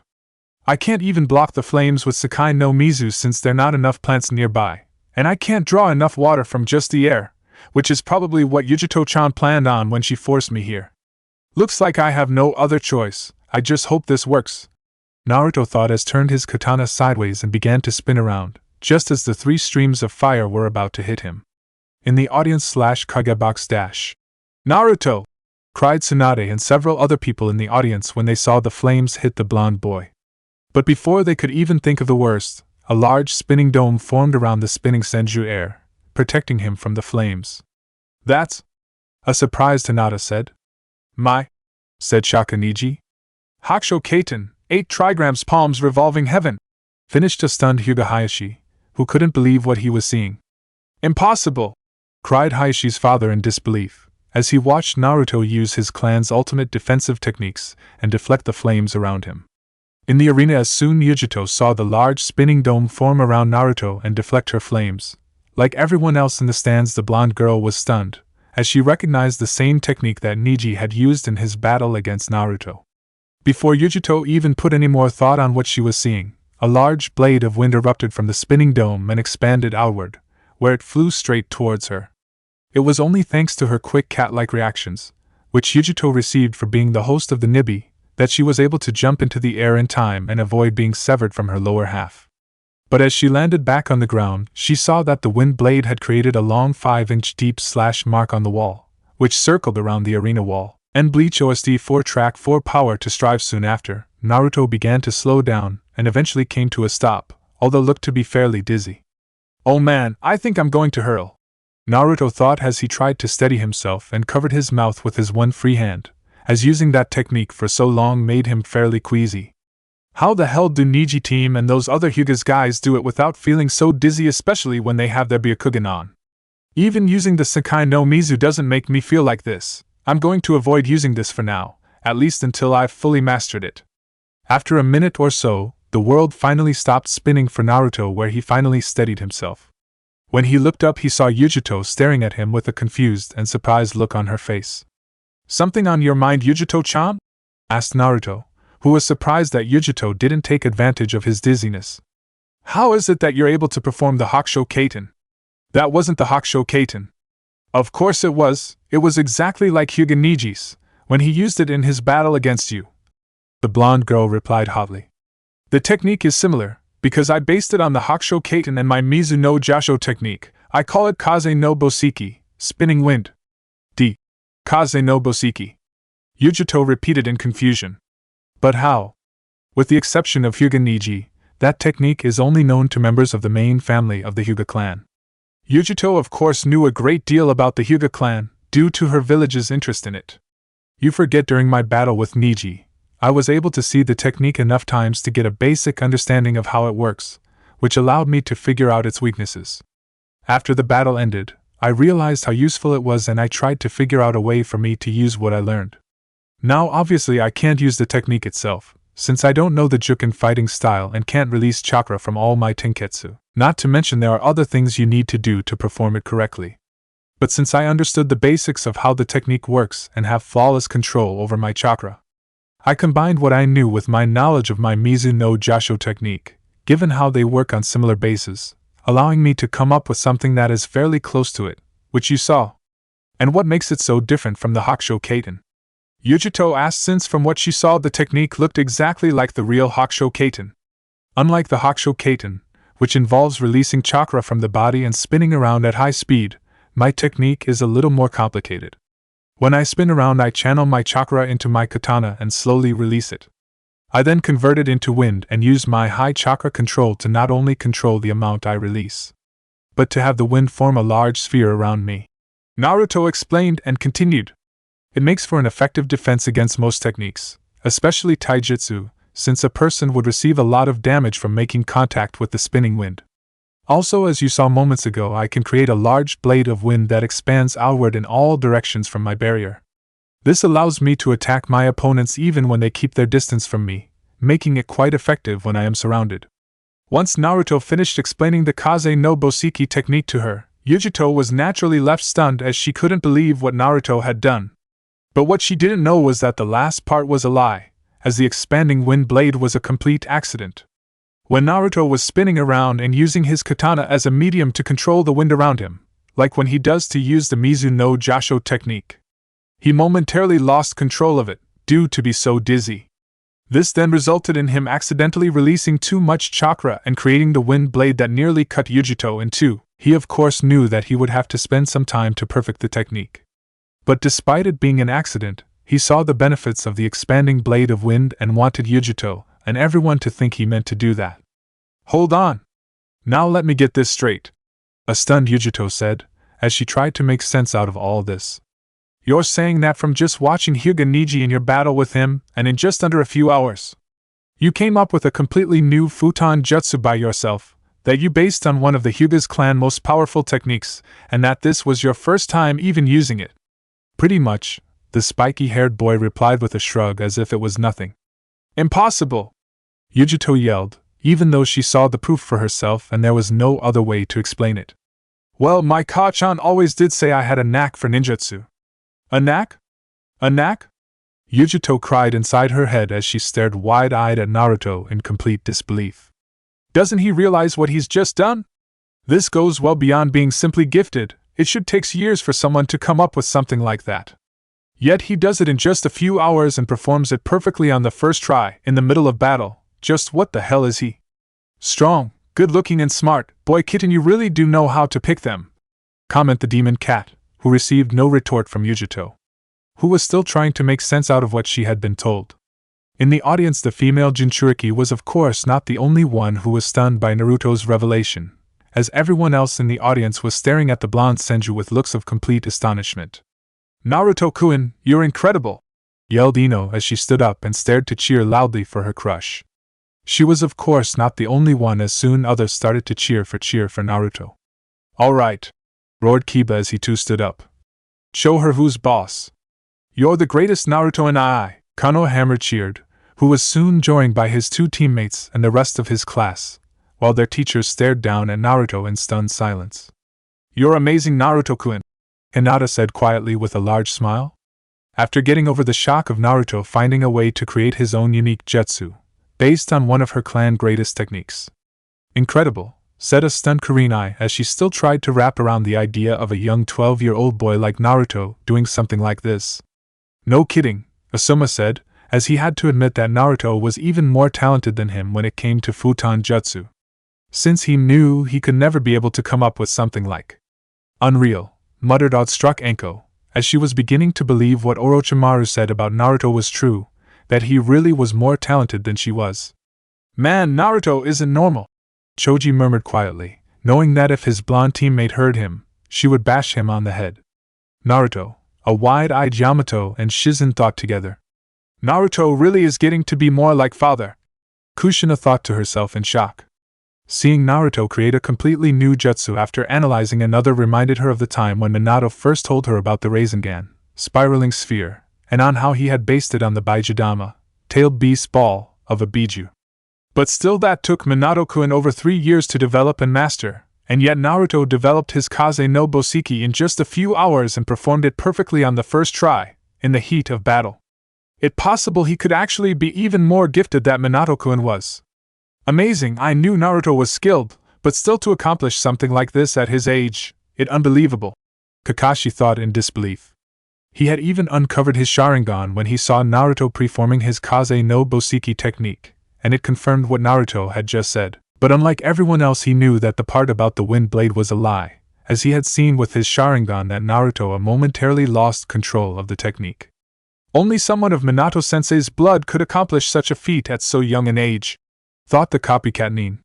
Hey, you never failed to surprise me, Naruto-kun, Mei remarked with a smile, as any doubt she may have had about Naruto being the perfect match for her faded. Even Sofu will not be able to deny that Naruto-kun is worthy of being my future husband, after I tell him of this. Damn, I take back what I said about this guy being good, he's spectacular.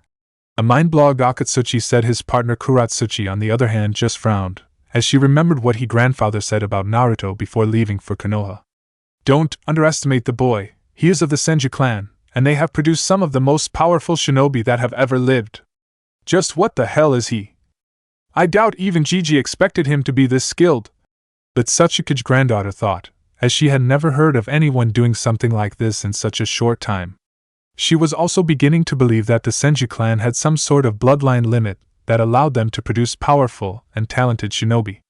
This is crazy, it took you over a month to develop and master the Kaiten, and yet Naruto-san figured out a way to mimic it in just a few hours. Tenten said as she turned to her Hyuga teammate with an astonished look on her face. Yes, I know, Niji replied while thinking. And people say I'm gifted. Naruto-kun is indeed an opponent that should never be underestimated, spoke Lee. Truly, said Guy with a serious look on his face, which was highly unusual for his students to see. The Senju blood truly runs strongly in you, young Naruto-kun. Whoa yo, this battle is a whirl. Rhyme B, very cool, Sam Lee thought, who although was supporting her teammate could not help but admire Naruto's skill. To develop a technique of that level in such a short time, it's unheard of. Yeah, replied Omoi, who was still stunned. To create such a technique in such a short time is one thing, but to do it in the heat of battle without any preparation or training is nothing short of phenomenal, said Haku in astonishment, while her teammate just gaped and her sensei frowned. Ho, Naruto-kun certainly knows how to keep things interesting, doesn't he? The fire daimyo said with a smile, while everyone else around him looked on at Naruto in stunned silence. It's inconceivable, Koharu murmured in surprise. And yet the boy did it. Indeed, the boy is quite talented in futon ninjutsu, Danzo commented, who was somehow able to hide his shock and maintain a blank expression. Yes, but this could cause some trouble with the Hyuga clan, Hamura remarked. We shall see, Danzo replied as he focused his one visible eye on the blonde Senju.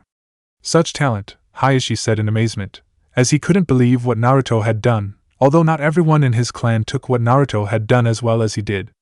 This is impossible, said one Hyuga elder. And yet we saw it our own eyes, said another Hyuga elder. This is sacrilege, Hayashi father said as he slammed his fist down on this armrest.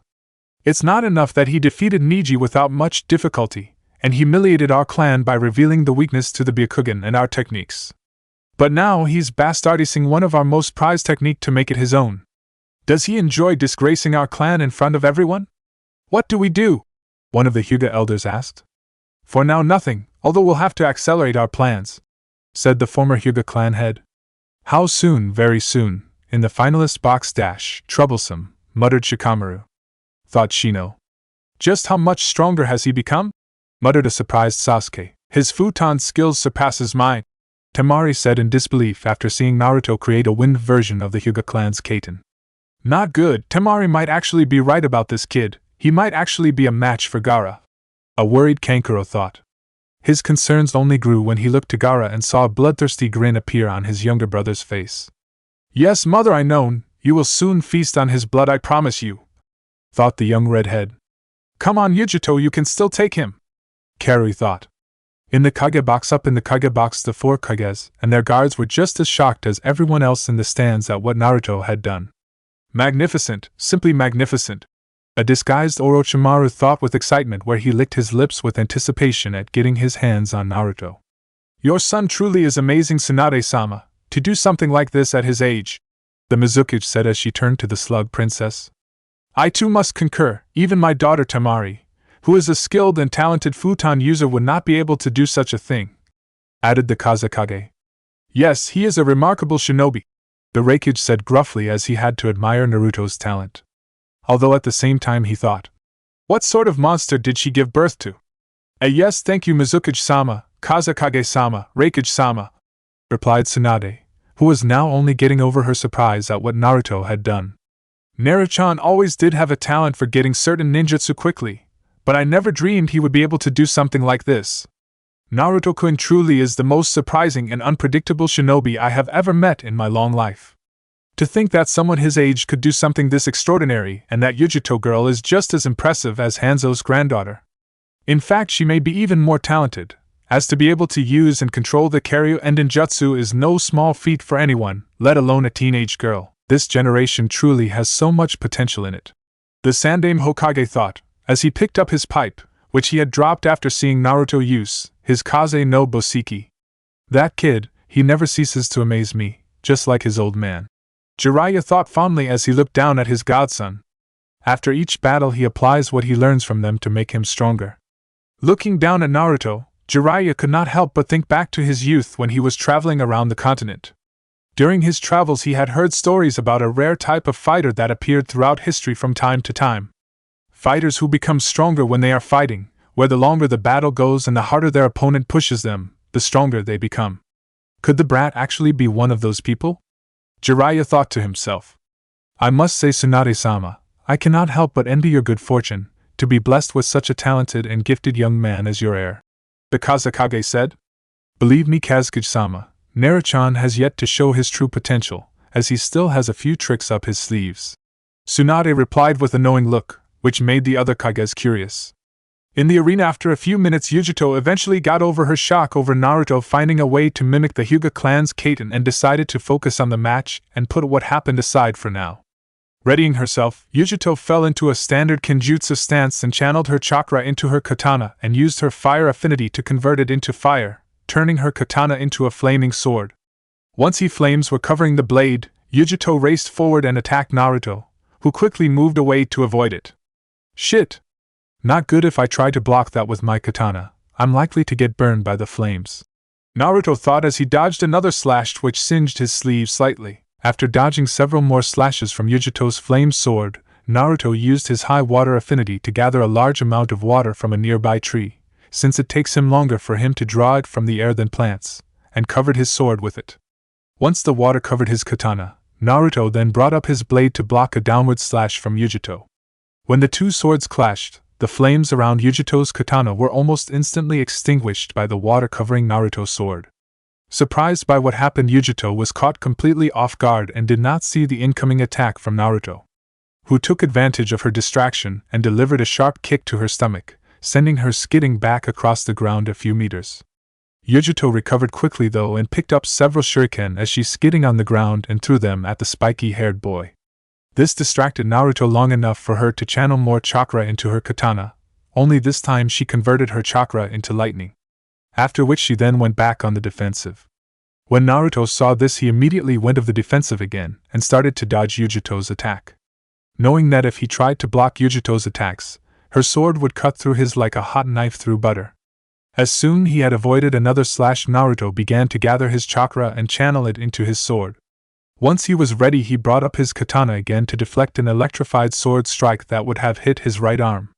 After deflecting the strike, Naruto then swung his katana at Yujito, who skillfully evaded the slash by jumping to the left. But as she turned to face Naruto, she felt the trickle of blood fall down her right cheek, indicating that he had been cut slightly. What the hell? But I avoided the slash, how did he? Yujito thought, but before she could finish, Naruto raced towards her with his katana. With no time to spare, the blonde girl quickly brought her katana up to block Naruto's slash. But when their swords made contact, Naruto's katana cut right through Yujito's, leaving the girl holding a stump of a sword. Once he had sliced through Yujito's katana, Naruto quickly followed up with sharp kick to the side, Luckily though it wasn't the side with the broken ribs. But it still hurt nonetheless and sent the girl skidding across the ground several meters away from Naruto. As soon as she had stopped skidding, Yujito stared at Naruto and then at her sword before throwing it away. Wind chakra! You coated your katana with wind chakra. That's the only possible explanation for you being able to cut through my lightning-enhanced katana so easily. Heh, yeah, you got it, Naruto replied with a confident smirk as he held up his chakra-covered sword. I used the Hien no Jutsu, flying swallow technique, and coated my katana with wind chakra, since lightning is weak against wind. It's not as simple as he makes it out, kitten. Just before he swung his blade at you, he channeled an even larger amount of wind chakra to his blade, where it then overpowered your lightning. I know, replied Yujito. That's the only way he could have cut through my katana so easily, even though lightning is weak against wind. His blade should not have cut through mine as easily as it did. But what I don't understand is how does he have so much chakra? Even with his high chakra control, he should be exhausted by now. Yet he looks fine and ready to continue fighting. If I didn't know any better, I would swear that Naruto was a Jinchuriki like me. It's the only way I can think of how someone like him could have so much chakra and last so long against me. I don't see how that's possible, kitten, since if he was a Jinchuriki, I would have sensed it, not to mention the only Biju that Konoha has is the Kyuubi, and there's no way that Hachibi or I could have missed his power, and if Shikako had sensed the Kyuubi, then his host would have gone berserk, and would have tried to kill your boyfriend on the spot, regardless of what would happen to him later. Why's that? Yujito asked, while at the same time ignoring how the Nibi called Naruto her boyfriend. To put a long story short, Shikako hates the Kyuubi because he views our strength by the number of tails we have, and because of that he views Shikako as the weakest of all of us. The Nibi answered, who didn't have much love for the demon fox either, given how he didn't treat her that much better. Besides, there are a few humans who are born with immense reserves of chakra. Look at the Sandame and the Yandame Raikages. They weren't Jinchuriki, but they had chakra reverse that could give us Biju a run for our money. I see, I guess you're right, but still, it's strange that Naruto has all that chakra and has such high control over it at the same time.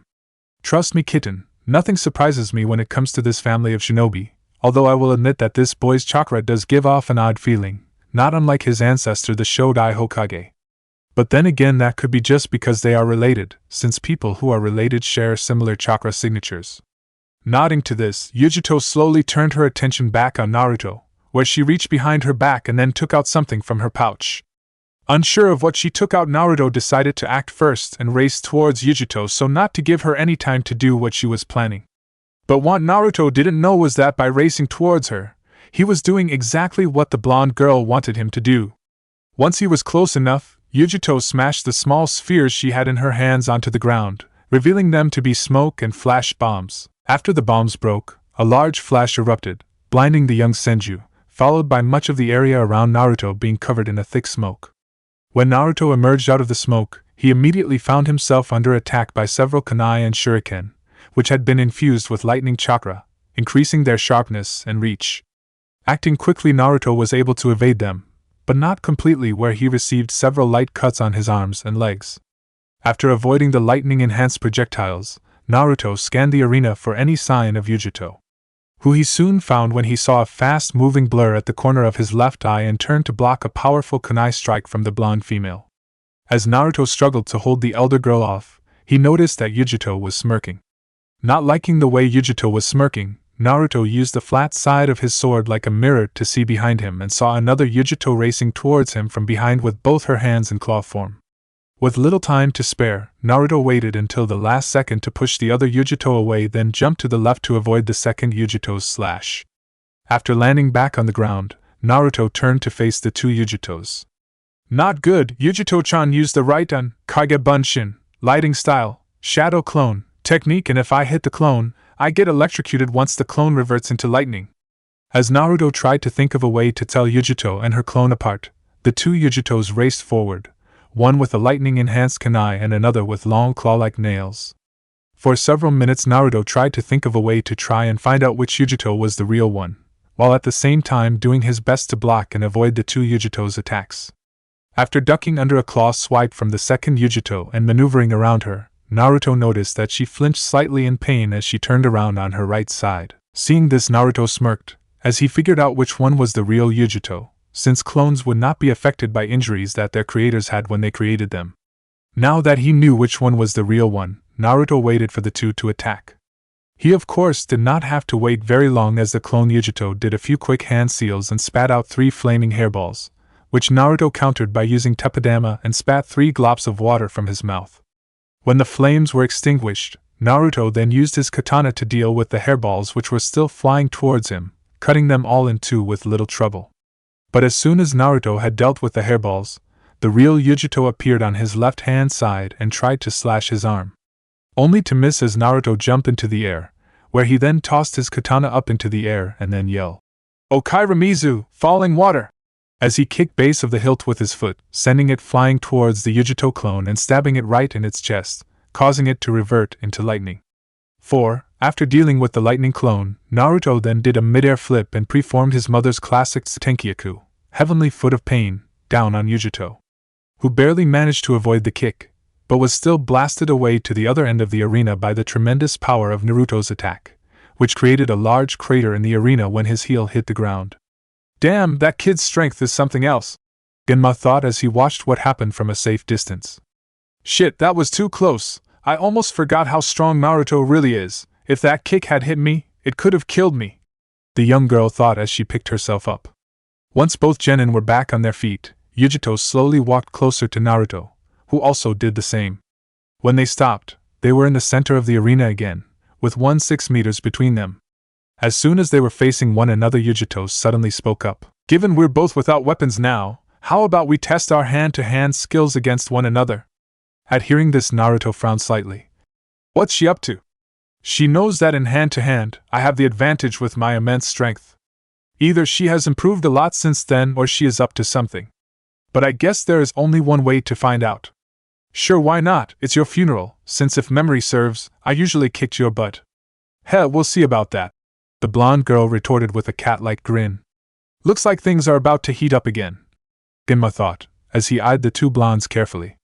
Enter Naruto Shippuden OST 18. Emergence of talents. For several minutes Naruto and Yujito just stared at one another, as if they were having a private conversation that no one could hear and went beyond simply words. Eventually though, Naruto made the first move, where he removed his tattered coat and cast it off into the air, where it blew away to the other end of the arena by a strong wind that suddenly erupted. After Naruto threw away his coat, Yujito began to channel chakra into her nails on both her hands and her feet, turning them into long claws. At the same time, Naruto began to crack his knuckles and his neck, so to loosen himself up. Once her nails were at their full length, Yujito fell into a loose fighting stance, with her left foot and hand forward and her right hand and foot back, with her claws facing outward. Naruto in turn took a firm fighting stance with his left leg forward and his right leg back slightly, and his arms close to one another, which would allow him to react to any move quickly. For another minute or so the two just stared each other down, to see who would attack first. From his vantage point on the other end of the arena, Genma watched the 2 genin stare each other down. The tension in the air was so thick that one could cut it with a knife. After a moment more of staring at one another, the 2 blonde genin suddenly broke at almost exactly the same time and raced towards each other with phenomenal speed, and within seconds restarted their battle. Once they reached each other, Naruto made the first move, where he attacked with a series of lightning-fast jabs, which Yujito skillfully evaded before performing a perfect backward somersault away from Naruto. Seeing that Yujito was trying to move away from him, Naruto pursued his fellow blonde and tried to hit her using his Uzuhando, whirling kick 5. But missed when Yujito jumped into the air, where she then kicked Naruto in the back of the head when she flipped over him, sending him flying forward.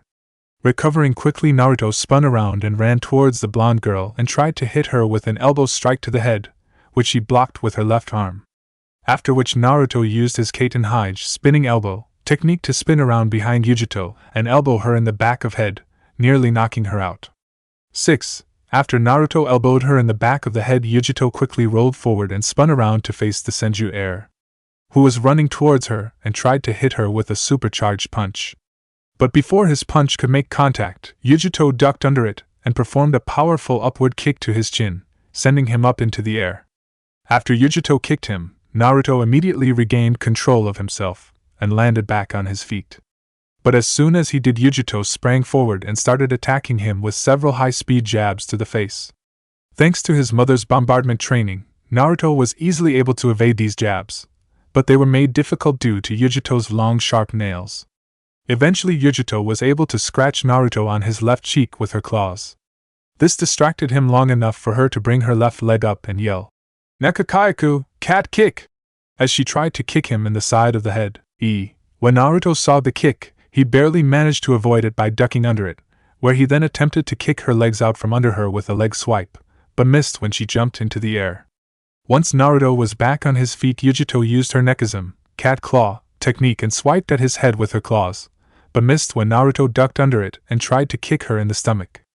After sidestepping Naruto's kick, Yujito jumped into the air and brought her claws forward and yelled, "Nekajiki, cat strike!" as she pounced on Naruto like a real live cat. With little time to spare, Naruto quickly rolled to his right and avoided the female Jinchuriki long nails, whose claws were now stuck in the ground, allowing Naruto to strike back and kick her in left side, sending her tumbling across the ground to the other end of the arena. And Naruto Shippuden OST 18 Emergence of Talents. After being kicked by the male blonde, Yujito wasted little time to recover, and used her claw creation technique to regrow the nails on her hands, which broke when Naruto kicked her away. Once her nails reached their full length, Yujito raced towards the spiky-haired blonde and swiped at his head with her long claws. Naruto avoided the swipe by jumping into the air, where he then brought his leg up and yelled, "Retsukyaku, Fisher kick!" As soon as Yujito saw Naruto lift his leg up, she immediately knew what was coming and did several back flips to move as far back as she could. When Naruto's heel hit the ground, a large explosion erupted, filling much of the arena with dust. After the dust settled, the audience saw Naruto standing in the middle of another small crater and a small fissure in front of him that stretched to the arena wall. "Geez, these kids won't be happy until they destroyed the entire arena," thought Genma as he observed the state of the arena. Once the dust settled, Yujito sped towards Naruto and attempted several leg swipes with her long nails, but Naruto dodged each and every one of them. Seeing this, Yujito tried a simple claw swipe with her right hand, which Naruto ducked under before destroying her nails with his superhuman strength. With her claws on her right hand gone, Yujito brought up her left hand up, forcing the blonde Senju to jump back. Seeing that she now had the advantage, Yujito jumped into the air and preformed an axe down on Naruto's head, only to be blocked by the blonde boy, where he brought both his arms up and grabbed hold of her leg and began to swing her around. "Round and round and round she goes, where she stops nobody knows," Naruto said as he swung the blonde Kunoichi around by her leg, before letting her go and sending her flying into the arena wall. But before she could hit it, Yujito performed a mid-air flip, so that her feet would hit the wall first, where she then braced herself against the wall and used it to propel herself towards Naruto. When Naruto saw this, the young Senju was of course surprised by how quickly the blonde girl recovered, but immediately got over it and channeled more of his chakra into his right fist and brought it forward to meet Yujito's clawed hand and shattered her claws. After Naruto destroyed her claws, Yujito was set flying back several meters, but like before landed back on her feet and was ready to continue the fight. "Hey, guess the old saying is true, cats do always land on the feet," Naruto thought with a small smirk. "I gotta admit, Yujito-chan sure has come a long way when it comes to her taijutsu skill. I never used to have such a hard time with her when it came to hand. But I guess I shouldn't be surprised, like me she has probably been watching the other matches carefully. She knows the types of moves I normally make, which explains how she evaded so many of my earlier strikes so easily. Damn it, I nearly had him there. Not only has Naruto's swordsmanship improved, but his taijutsu has as well. I thought for sure that my high speed and agility would give me the edge I needed to beat him in taijutsu," Yujito thought with a frown. "But he is able to react too quickly. Even my claws are useless thanks to that damnable strength of his. Guess I have to change tactics." With the audience dash, "Looks like a pretty even match," Asuma commented. "It would seem so," replied Kurenai. "But it won't last long. Sooner or later one of them will make a mistake and give the other the advantage." "Why didn't Naruto-kun use his strength earlier?" Ino asked suddenly. "Yeah, he had plenty of good chances to use that insane strength of his when he hit her earlier. Why didn't he use it?" Kiba asked. "He could have won this match ages ago if he had." "It because of Lee," Kushina answered. "Huh, what about him?" asked the Inuzuka boy. "As you know, thanks to Naruto's training under Tsunade-sama, he has gained the same kind of immense strength she has. But because of this, Naruto has to be careful with how he uses it, since you have seen firsthand how much damage he can do when using it. Kushina said and received a nod of understanding from the genin. But ever since his battle with Lee, Naruto has become even more cautious using his immense strength against a person. He feels guilty for destroying Lee's chances as a shinobi and doesn't want to do the same thing to that Yujito girl. Since he knows her and her team from before he came here and considers them friends, that's why he has been so hesitant when using his enhanced strength. I guess that makes sense, Kiba said with a frown. Naruto-kun. Hinata thought sadly. In the arena, after staring at Naruto for about a minute or so, Yujito began to form some hand seals. When Naruto saw the hand seals, his eyes widened in recognition and thought, "Oh shit!" before jumping back as far back as he could from the blonde kunoichi. Once Yujito finished her hand seals, she thought, "Izumi Kedama, mouse hairball!" and spat out a large number of flaming hairballs that assumed the shape of mice. After Yujito spat out her attack, the stream of hairballs spilt into 3 separate streams and converged on Naruto from both sides and the front at frightening speed. Realizing he was in trouble, Naruto performed 3 quick hand seals and slammed both his hands onto the ground, creating a small earth dome around him. Within seconds, the flaming mice-shaped hairballs converged on Naruto dome and exploded on contact, creating a large blast. But once the blast had ended and the smoke cleared, Yujito saw no sign of Naruto. "Where is he?" Yujito thought as she scanned the settling smoke. "I'm not going to fall for any more of his tricks. Naruto too good and too tricky to let something like that kill him." It was then, as Yujito scanned the blast, that she saw a small hole in the ground. Upon seeing the hole, the blonde girl realized instantly where Naruto went and jumped into the air, just into time to avoid Naruto, who exploded out of the ground underneath her. Not one to waste an opportunity, Yujito took out the last of her remaining shuriken and threw them at Naruto, who in turn took out his last kunai from his utility belt and used it to deflect the shuriken, before throwing it at Yujito, where it cut several strands of her hair when she moved her head to avoid the kunai.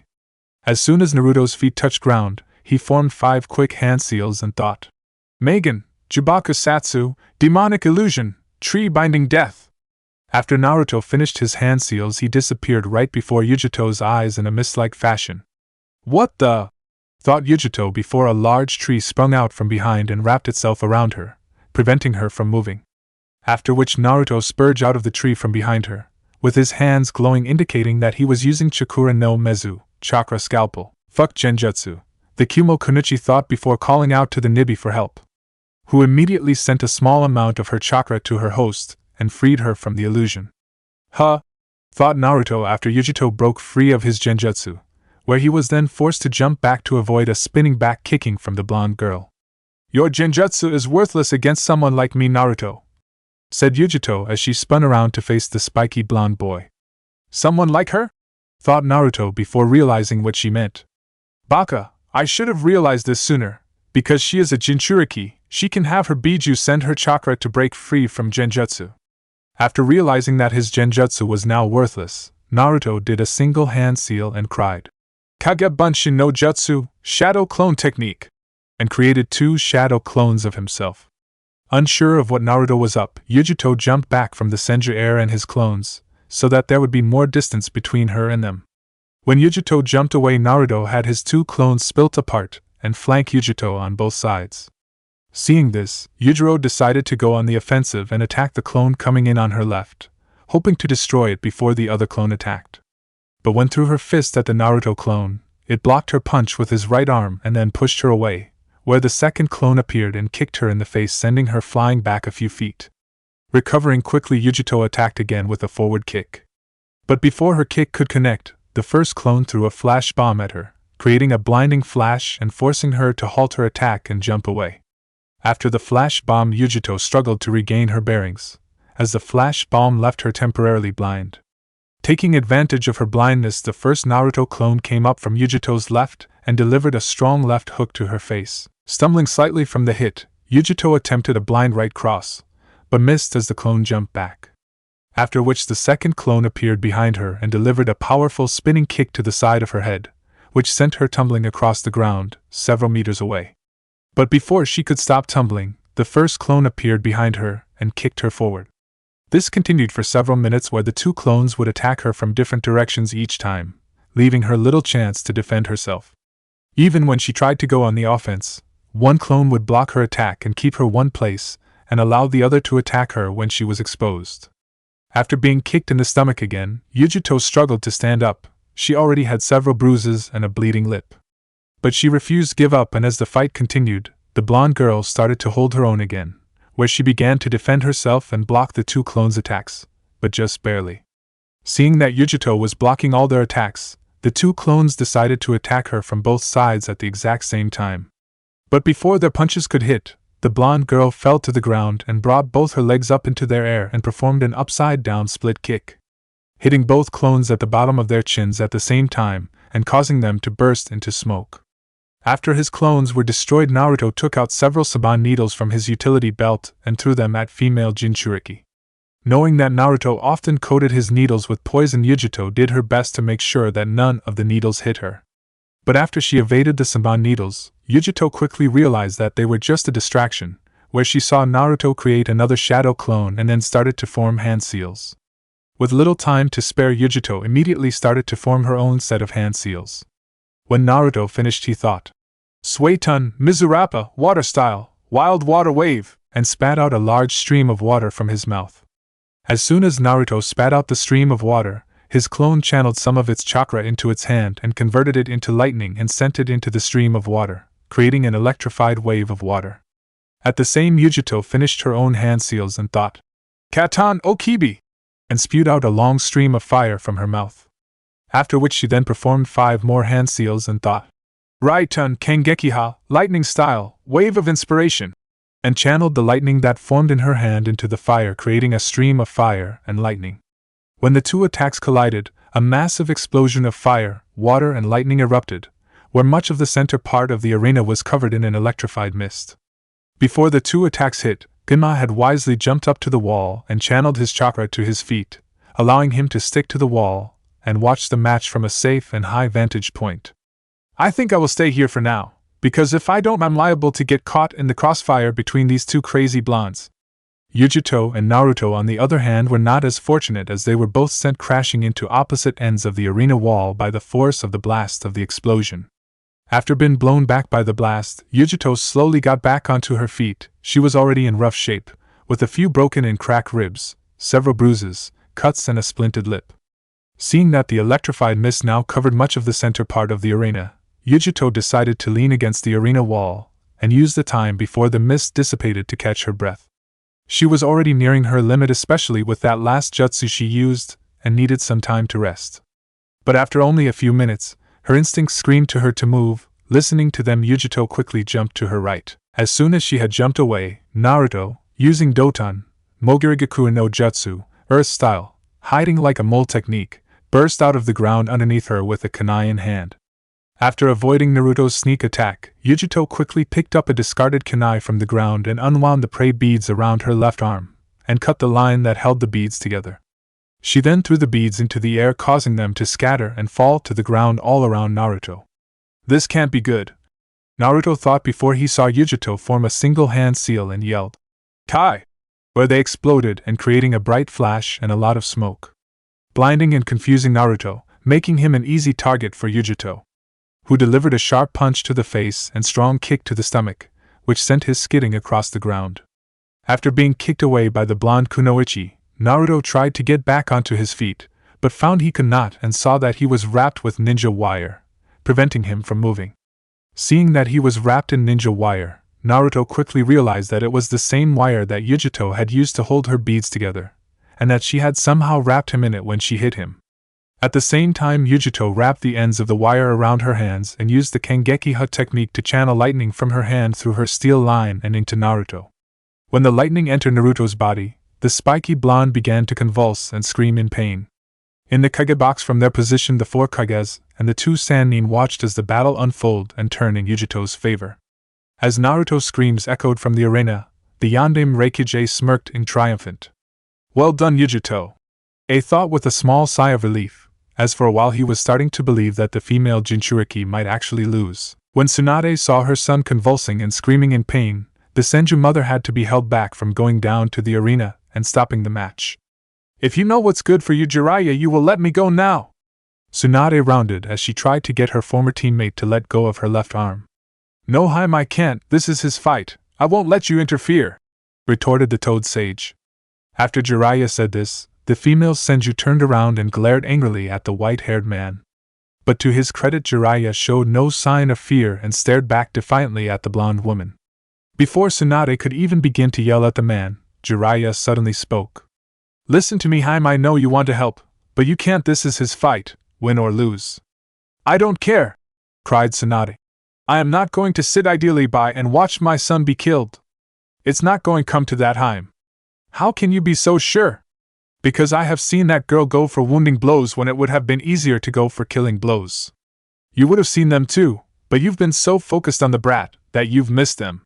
That doesn't mean that she won't kill him by accident, especially if she continues like this, retorted a concerned Tsunade, who was on the verge jumping down to the arena and helping her son. Look, Tsunade, I know this is hard for you, but please just wait a little longer. The whole point of us training him is so that he can stand up to strong opponents on his own 2 feet. If we go down there now, then all the training we've put him through will be for nothing. He can't always be depending on us to come save him when he is in trouble. He has to win his own battles. When Jiraiya finished, the granddaughter of the Shodai Hokage just gritted her teeth in anger. She knew that there was truth in what Jiraiya said, but the mother in her refused to listen, as she wanted nothing more than to stop Naruto's suffering and protect her son from all the horrors in the world, even if she knew that it was impossible. I promise, Tsunade, if things keep going like this, I will be the first to go down there and end the match. All I'm asking is that you have faith in him. You know better than anyone how tough he is. He has his father's head and your stubbornness in him, so he's not done just yet, Jiraiya said with a small encouraging smirk, as he placed his hand on her shoulder. At this remark, the female Senju smiled a little, but that quickly faded when she heard Naruto's screams again, where she had to retrain herself from going down to him.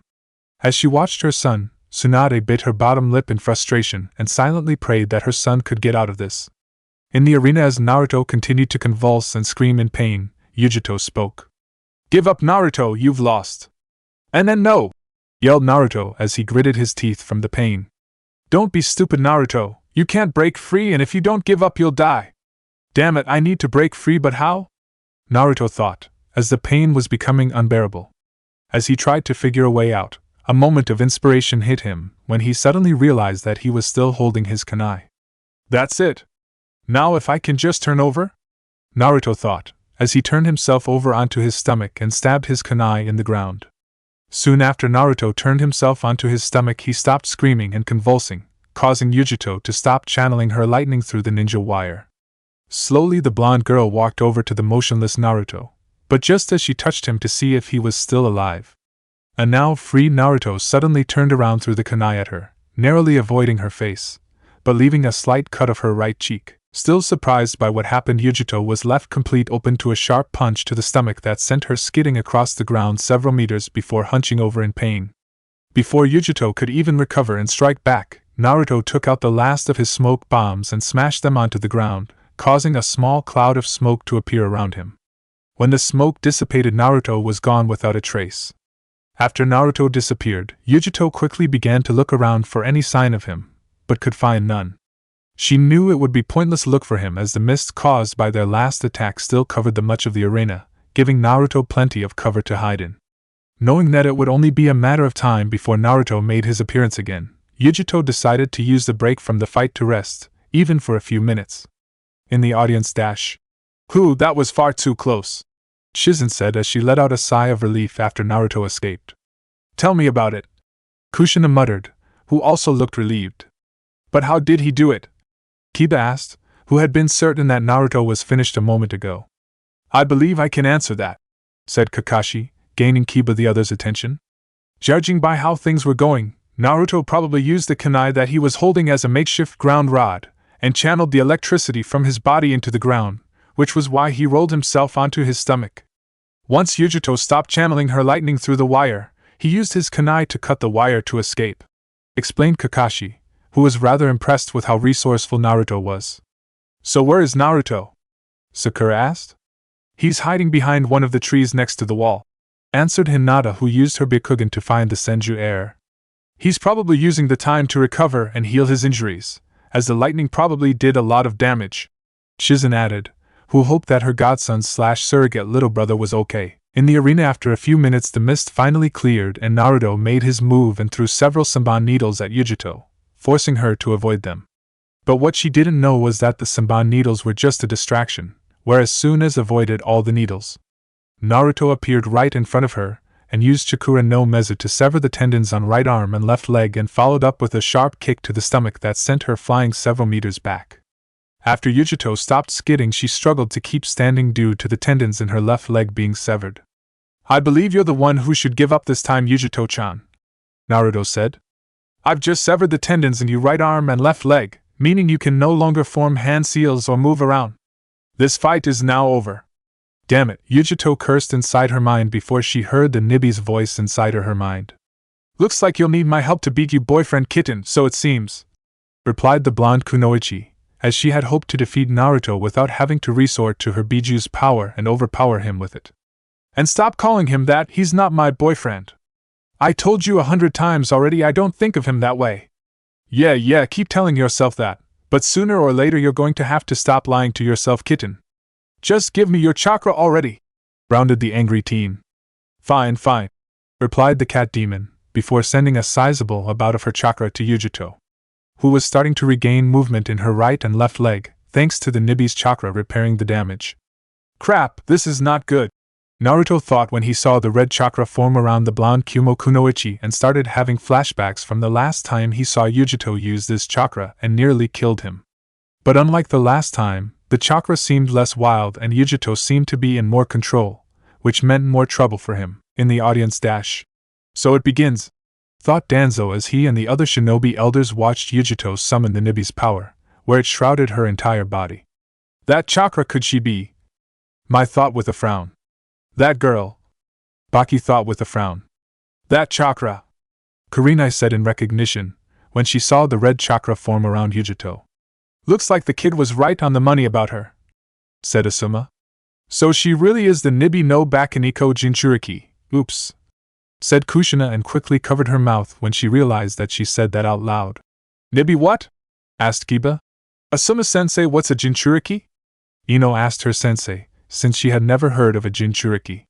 Seeing that all the genin were now curious, the elder shinobi turned and glared slightly at the former red-headed ANBU captain, who had the decency to look embarrassed, as Kushina the blabbermouth had done it again. Once they were finished glaring at Kushina, Kakashi decided to answer the genin question, as the knowledge of Jinchuriki wasn't exactly classified. It was just rarely mentioned for Naruto's sake, so to lessen the chance that anyone would figure out that Naruto was a Jinchuriki. "A Jinchuriki is a unique person who has a Biju sealed into them." "Biju, you mean like the Kyuubi?" Sakura asked. "Yes, the Kyuubi is one of only 9 Biju that exist in this world, each with immense reserves of chakra that far exceeds any shinobi. In fact, one Biju alone could easily level Konoha with little trouble, which is why shinobi villages seal them into certain shinobi, in hope of harnessing their immense power." "You mean that all that chakra she covered in right now is from a demon?" Choji asked. "Yes, but that is only a small fraction of its power, for if she were to use all her Biju's power, this entire stadium along with everyone here would be destroyed," finished Yamato. "No way?" said Kiba in awe, who knew that what Kakashi and Yamato said was true, given how scared Akamaru was right now, who was hiding in his jacket again, and was on the verge of wetting himself. "Naruto-kun, please be alright," Hinata thought, who was fearful as to what would happen to the blonde boy. Seeing the worried look at the genin faces, Kushina suddenly spoke again. "Don't worry, kids, Naruto isn't done yet, he still has a few tricks up his sleeve. But if this Jinchuriki girl is as powerful as you say, how can Naruto-kun possibly beat her?" Ino asked. "You'll see soon enough," Kushina replied with a knowing look, while at the same time thinking. "I just hope that Naruto has enough strength to use it, as judging by the amount of chakra that girl is releasing, her control over her Biju's power is pretty high. I spy with my little eye things are heating up," said Killer Bee. "It seems the battle will soon be drawing to a close," Samui remarked. "Yeah, looks like Yujito is finally going all out if she is using the Nibi's chakra," commented Oma. "That chakra, Kuratsuchi, could she be?" Akatsuchi asked. "She is," Kuratsuchi replied. "Looks like the rumors were true after all. Kumo is really going all out if they had the Nibi no Bakaniko Jinchuriki enter the Chunin exam." Shit, that girl is a Jinchuriki. What the hell is Kumo thinking, sending someone like her into the Chunin exam? Said Zabuza in surprise. A Jinchuriki, said Chojuro in surprise. You mean like the Yandere Mizukichi? Yeah, like him, answered the demon of the mist, who silently cursed himself for not seeing it sooner, as it now made sense to him why Killer Bee was her sensei, and why the Yandere Reikage allowed him to leave Kumo. Since whom better to teach her to control her Biju's power than the man who was renowned all over the shinobi world as the perfect Jinchuriki? If she can control her Biju's power even half as well as the Yandere Mizukichi, Senju doesn't stand a chance. Saito said, where he received a nod from his sensei, who had to agree that Naruto's chants were pretty bleak. As Zabuza and the two boys conversed, Haku remained surprisingly silent, and just kept her eyes on the arena. Although Zabuza did notice that she was gripping her hands tightly, showing that she was concerned for Naruto. That power, what is it? Niji thought when he saw the Nibi's power rising from Yujito. When he activated his Byakugan, he could see the red chakra flooding her entire body, and for a moment he saw the chakra take the shape of a large cat. What is she? Niji said out loud in surprise. What's wrong, Niji? Did you see something? Tenten asked. When I used my Byakugan to see where this red energy was coming from, for a moment the chakra inside her took on the shape of a cat-like creature. I've never seen anything like this before. It's almost like it's alive. Niji, are you sure that what you saw was a cat? Guy asked with a serious look on his face, which was highly unusual for him. Yes, I am fairly certain it was, Niji answered, where he then saw his sensei frown at the news. Guy-sensei, do you know what it is? Asked Tenten, who couldn't understand what she was seeing.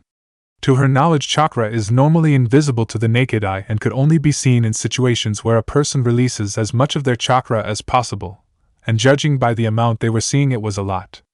But at the same time, this chakra seemed different from regular chakra. Yes, I believe I do, and if this girl is what I think she is, I fear Naruto-san's chances of winning this battle have all but faded. What do you mean, Guy-sensei? Asked Lee, who was just as confused as his teammates. Unfortunately, I cannot say right now, as it would take too long to explain. But to put it simply, in the shinobi world there are a select group of shinobi who possess a unique and extremely powerful type of chakra that goes beyond most shinobi, and I believe Yujito-san is one of these individuals. When Guy finished, none of his students knew what to say and decided to just watch the battle unfold. In the finalist box dash. That power, what is it? Sasuke thought in surprise, where he activated the Sharingan to try and understand it further. It's almost like the curse seal power. No, it's stronger. Just what the hell kind of battle is this? Muttered Shikamaru while thinking. Both these blondes are so damn troublesome. Strange, my Kikachi seemed to be rather anxious regarding the unusual chakra that girl is emanating, thought Shino. This battle is ours. Karui thought with a smirk. Unlike the last time Yujito has control over the Nibi's chakra, now she's unbeatable. This feeling and that chakra, sis, could she also be? Kankuro asked while glancing at his younger brother. She has to be, there's no other explanation, replied Temari, who was now becoming even more concerned that there was another Jinchuriki in the finals. When the two elder siblings turned to their younger brother, they saw that he had a stunned expression on his face, which was highly unusual for him. In the Kage box, when the members of the Kage box saw Yujito summoning the Nibi, many of the Kages frowned. Like the Kages, both Jiraiya and Tsunade's faces became very somber, although they were relieved that Naruto escaped Yujito's ninja wire. They knew that the real battle between Naruto and Yujito had just begun. So, Naruto-kun was correct, Yujito really is the Jinchuriki for the Nibi no Bakeniko. Thought Sarutobi with a small frown. I must say, Reikage-sama, I find it rather extreme that you would allow one of your Jinchuriki into the exam. Spoke the Mizukichi. There is no rule against it, Mizukichi-sama, replied the Reikage, who was now certain Yujito would win, now that she was using the Nibi's power. Besides, as I said, she is one of my village's most promising kunoichi, and it is no different than what the Kazekage has done. Since if the rumors are true, his son Gaara is also a Jinchuriki. At this revelation the Kazekage simply nodded, although frowned slightly at the Reikage, as if he was displeased that the bulky Kage revealed that Gaara was a Jinchuriki. When Gaara's status as a Jinchuriki was revealed, the female Kage frowned even more, as she was unaware of this information until now. She of course knew what could happen should two Jinchuriki face off against one another. This was one of the reasons why Jinchuriki generally stayed out of the Chunin exams, or at the very least the village of the Jinchuriki would make sure that no other Jinchuriki were competing in the exam. Knowing there was nothing she could say or do now, the Mizukage remained silent and could only hope that neither Yujito nor Gaara would face each other in the final round. For if both genin unleashed their Biju's power and lost control of them, it could be disastrous for everyone. In the arena, once her body was completely covered by the Nibi's red chakra, Yujito used her claw creation technique again, turning her fingernails and toenails into long claws. As soon as her nails were at the maximum length, Yujito disappeared in a blur and attacked Naruto using Nekism. Thanks to his training with his mother, Naruto was able to move in time to avoid a severe wound by jumping to his left, although still received a light scratch on his right arm. But as soon as he evaded Yujito's attack, the blonde Kunoichi reappeared behind and delivered a powerful kick in the back, sending him flying forward. Shit! Not only has she gotten faster, but stronger as well, thought Naruto as he flew through the air, before being sent crashing into the ground by a strong axe kick from Yujito, who had suddenly appeared above him and then moved in to finish him off with a stabbing strike with her claws. But before he could deliver the final blow, Naruto rolled to his left, causing Yujito to stab the ground instead. Naruto then grabbed hold of her other arm and swung her around once, and used his enhanced strength to throw her to the other end of the arena.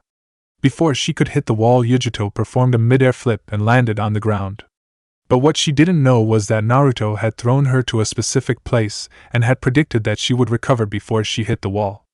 After the incident where he accidentally cut Yujito's top and hid in the mist, Naruto used the time before the mist faded to cover the spot where Yujito was standing in now with all his remaining exploding notes, and covered them over with dirt so they would be hidden. He did this in the event that the battle turned against him and needed a trap to defeat Yujito. As soon as Yujito's feet touched the ground, Naruto formed a ram seal and yelled Kai, which activated the notes and caused a large explosion. That sent Yujito crashing through the wall behind her and causing pieces of the wall to fall on top of her. But just when everyone thought the battle was finally over, Yujito burst out of the pile of rubble with little injury, thanks to her chakra cloak protecting her from the majority of the explosion. After bursting out of the rubble, Yujito raced towards Naruto with astounding speed where all Naruto could do was think, "Crap!" before being sent flying back into the wall behind him. But before he hit the wall, Yujito reappeared behind him and kicked him in the back, sending him flying into the air. The next thing Naruto knew, Yujito appeared right in front of him, when he tried to defend himself and strike at the girl. But she disappeared and reappeared to Naruto's right and delivered a powerful punch to the side of Naruto's face, sending him flying.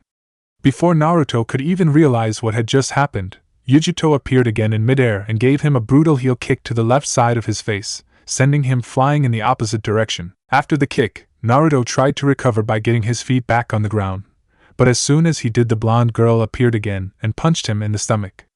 The punch was so strong that Naruto felt like he had been kicked by a donkey and nearly fell to his knees.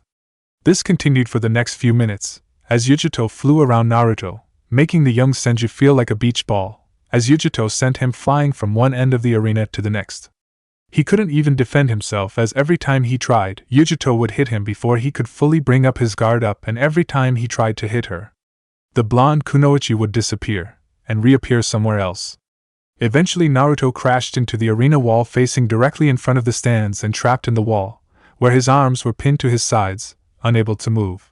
Seeing Yujito heading for him, Naruto knew he didn't have much time and began to gather his chakra. "I won't lose, I refuse to lose!" yelled Naruto as he used his chakra to enhance his strength. To the shock and amazement of nearly everyone in the stands, cracks started to appear on the wall around Naruto and continued to spread, until suddenly Naruto broke free and massive explosion erupted, where a 5-meter-long section of the arena wall came tumbling down. In the Kage box dash. "Such strength!" gasped the Mizukage in shock. "Indeed," remarked the Kazekage with a hint of surprise. In the arena, as the wall came tumbling down, Yujito halted her advance and jumped back, away from the rubble and the large cloud of dust that appeared after the section wall collapsed. "Geez, how much more damage do these kids intend to do?" thought a wide-eyed Genma after seeing Naruto bring down an entire section of the arena wall down. Soon after, as the dust began to dissipate, a panting Naruto emerged, covered in dirt and looking fairly worn, but relatively fine otherwise. "I underestimated his strength. Where is he getting his power?" thought Yujito with a large frown. Heh heh heh, don't think you've won this just yet, Yujito-chan. Heh heh heh, and don't ever underestimate my power, said a sweating and panting Naruto, who then channeled most of his remaining chakra to his fist and yelled, Chikukuhendo, Earthshaker Impact, and slammed his fist into the ground, where the entire stadium started to shake from the foundations up. Unbelievable, said Yujito, before she was forced to jump into the air as the entire arena floor was pulverized into minute pieces by the excess shock of Naruto's punch. In the audience dash, what's going on? It feels like an earthquake, said a worried Undo as he felt the stadium shaking a little. No, it's Naruto and I, yelled Konohamaru as he pointed to Naruto Bello and to the destroyed arena floor. Incredible, said Irika. This is nuts, cried Choji, as he tried to keep his chips from spilling all over the floor from the shaking. You think? Replied Kiba, who was holding the edge of his seat tightly. In the finalist box dash, is Senju fucking crazy? Yelled Karui as she held onto the railing, where she then saw more cracks appear on the arena wall and were spreading all around. Does he want to bring down the entire stadium? Damn that Naruto, he's just destroyed the arena, again, muttered an annoyed Shikamaru as he looked down at the now demolished arena. This battle is on a completely different level from when Naruto fought Lee, Sasuke thought in disbelief. Fuck me, I'm staying as far away as possible from that brat when the invasion starts. He's worse than Gaara, thought a worried Kankuro. In the arena after Yujito was forced to jump up into the air, after the arena floor was destroyed, Naruto performed 3 quick hand seals and slammed both his hands into the ground before yelling, Doton Mishishibari Earth Style, 3-pillar bind. When Naruto did this, 3 large pillars sprung out of the ground and converged on Yujito, who could do nothing to avoid them and was pinned in midair by them. Yujito of course tried to free herself using the chakra the Nibi gave her, but found she could not move thanks to the sealed tags Naruto latched onto the earth pillar when he summoned them, preventing her from moving any part of her body. Gotcha, heh heh, said a panting Naruto with a smile. Grr, I can't, growled Yujito as she struggled to move, but couldn't. In the audience dash, crap, Yujito's is in trouble, said Omo in concern. To use the earth, the very foundation of the stadium itself as a weapon, even Yujito will have trouble escaping from this, Samui thought with a large frown. In the arena dash, this is where it ends, Yujito-chan, Naruto thought, where he jumped into the air and charged his fist with chakra, intending to finish Yujito off with one last blow. I can't, I won't lose, thought Yujito as she continued to try and break free. In the audience /Kage box /finalist box dash, come on Yujito, thought the Raikage. Watched the battle turn once again in Naruto's favor. Go Yujito, yelled Omoi as he cheered for his teammate. Come on Yujito, take command, you can take him, shouted Karui. Go Yujito, we know you can do it, cheered Killer Bee. Come on Yujito, show him what you are capable of, thought Samui. In the arena as Naruto flew towards her with his fist raised, Yujito could hear the cheers of her teammates from the stands and knew she had to win. Gripping her hands into a fist, Yujito suddenly shouted, Naya BBI!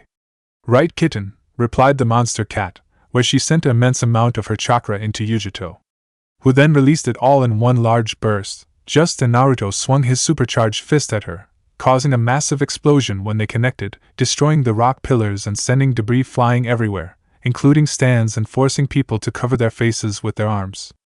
After the explosion ended, the entire arena was covered in one massive cloud of dust. Soon after, though, the dust cloud began to setting where 2 figures could be seen standing on opposite ends of the now destroyed arena floor, staring one another. Once the dust fully settled, the crowd could see the 2 genin, with Naruto standing at the left end of the arena and Yujito, who was still covered in thin layer of the Nibi's chakra, and facing him from the right end of the arena. Both looked exhausted and were panting heavily, their clothes in tatters, their faces covered in dirt, sweat and dried blood, yet neither one looked ready to quit. Damn, those 2 are something else. Most shinobi their age would be down and out a long time ago, commented Genma to himself. Regardless of which one of them wins, both of them are top-notch shinobi in my book. In the finalist box dash. Yes.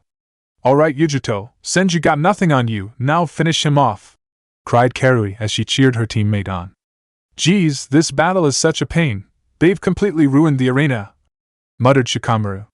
Maybe if we're lucky they cancel this whole troublesome exam, once this battle is done. Damn it, Sasuke silently cursed as he slammed his fist on the railing and glared down at the two blondes. What the hell am I doing wrong? Why am I so pathetic? The Uchiha heir thought angrily, who becoming more and more frustrated at how much stronger Yujito and Naruto were than him. The more he watched the battle, the more obvious the difference in power between him and them was. Even after improving his skill with the Sharingan and learning Kakashi's technique, the gap between him and Naruto had barely changed at all. At the rate I'm going, I'll never defeat him. I need to do something to get stronger, Sasuke thought angrily. Those two are insane. They could cause some serious trouble when the operation begins, Kankuro said quietly as he looked down at the ruined arena. Let's hope for our sake that they take each other out, Temari replied, who like her brother was worried what would happen should Gaara fight either of them. Who currently was watching the battle between Naruto and Yujito with excitement in his eyes and was barely containing his bloodlust. In the audience dash. Man, this is intense, muttered Kiba, who was exhausted from just watching the two blondes fight. Yeah, both of them are unbelievable, replied Choji, who was on the same bag of chips that he was eating when the match first started and was only halfway through, which showed how much he was into the match. Damn, and I thought the fight between Naruto and that Lee kid was intense, muttered Anko, as like in that match, Yujito and Naruto had complete destroyed the arena. Let's just hope that this battle ends soon or else we may have to end it without a winner, as the arena doesn't look like it can take much more, Asuma remarked. This battle won't last much longer, Kushina replied. What do you mean? Asked Ino. Naruto and Yujito are finally reaching their limits, spoke Kakashi. Both of them are panting heavily and given the length of the battle, the injuries they've taken and the amount of chakra they've used, they won't last too much longer. Do you think Naruto can win, Kakashi-sensei? Sakura asked. At first Kakashi didn't answer and just stared at the two tired blondes, but after a moment or two he spoke. Too close to tell, both of them seem pretty even, but if I were to guess I would put odds on Naruto, although that mainly because I know what he can do. It's Naruto, you can beat on it, said Shizen, with a knowing smile, as she knew what her godson/surrogate little brother could do. You got that right, as the brat still has one last card to play and it's his best one, Kushina replied. WWH, what is it? Hinata asked nervously. In response the red-headed Jonin just smiled and said, Something tell me you're about to see. My, I must say, Naruto-kun certainly knows how to put on a show, commented the fire daimyo. I must concur, Kasai-sama. This is probably the most exciting battle I have ever seen, the lightning daimyo remarked. And it seems that your granddaughter is just as enthralled with it as we are. It would seem so, the fire daimyo replied as he glanced at his granddaughter, who was cheering loudly for Naruto. Such passion and fighting spirit, truly they are in the springtime of their youth, said Guy, who received no reply from his students, who were gaping at the state of the arena and how fiercely Naruto and Yujito were fighting. Both of them are something else. How much longer do you think they can keep this up? Akatsuchi asked as he turned to his female partner. Not much longer, it's only a matter of time. They both look like they're running on empty. The Tsuchikige's granddaughter replied.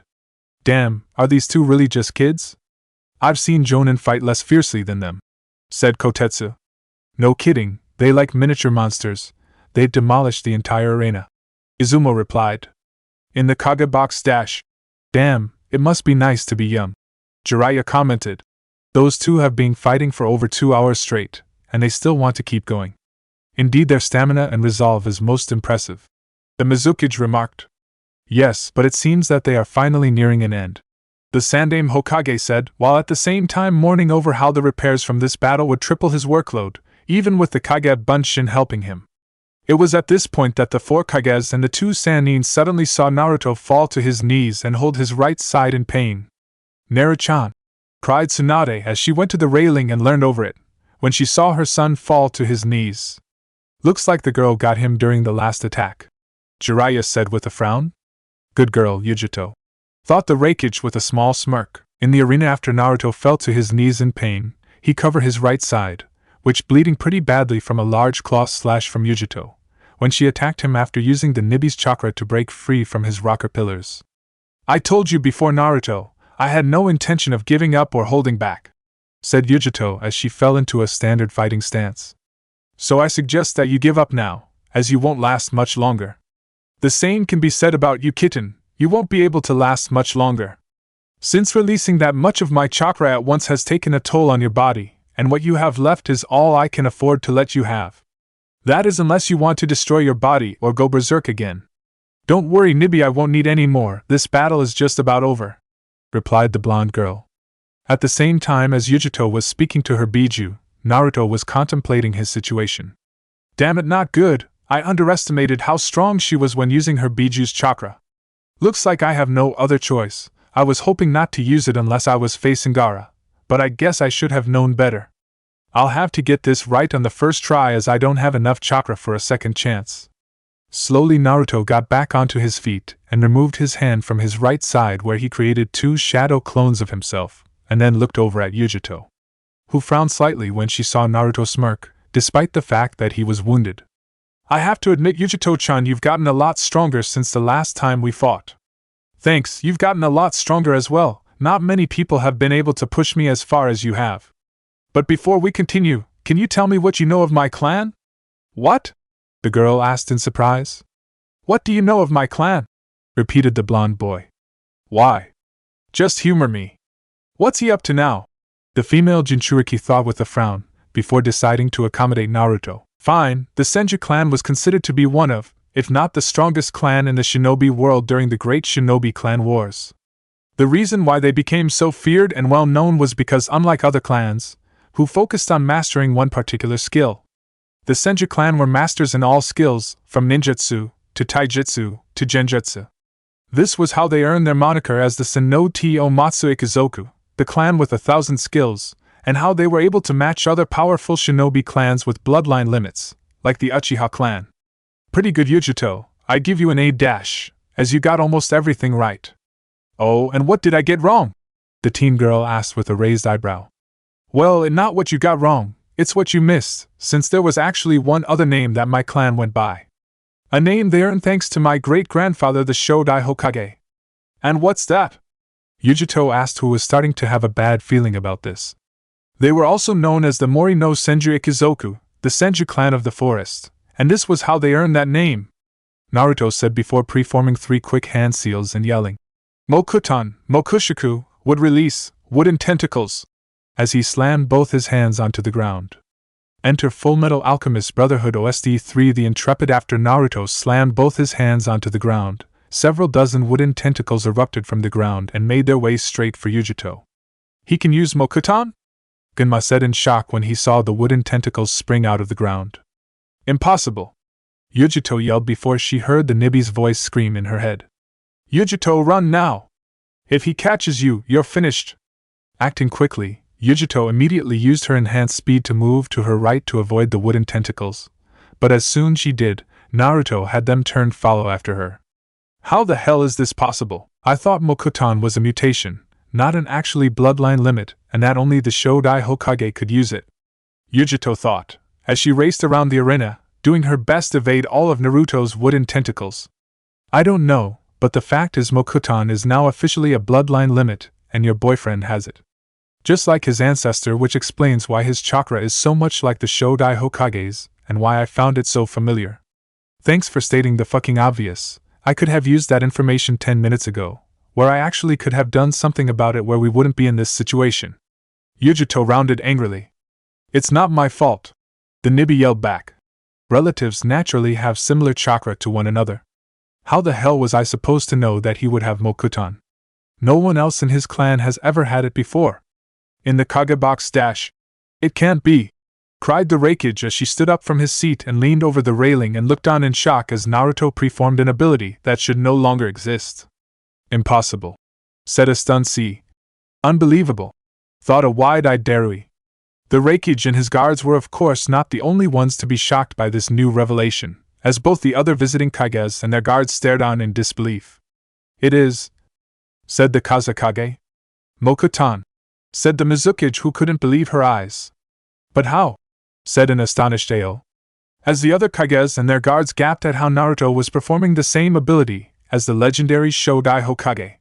The Sandaime Hokage and his 2 former students just grinned at each other, enjoying the stunned looks on their guests' faces. Seeing the grins on the old Hokage and the 2 Sanins' faces, the Raikage quickly turned to glare at the 3. You knew he could do this, didn't you? the Reikage said as he pointed accusingly at the three. Of course, I'm his mother after all, and I did tell you earlier that Naruto-chan had yet to show his true abilities. Tsunade replied with a shit-eating grin. And this is it.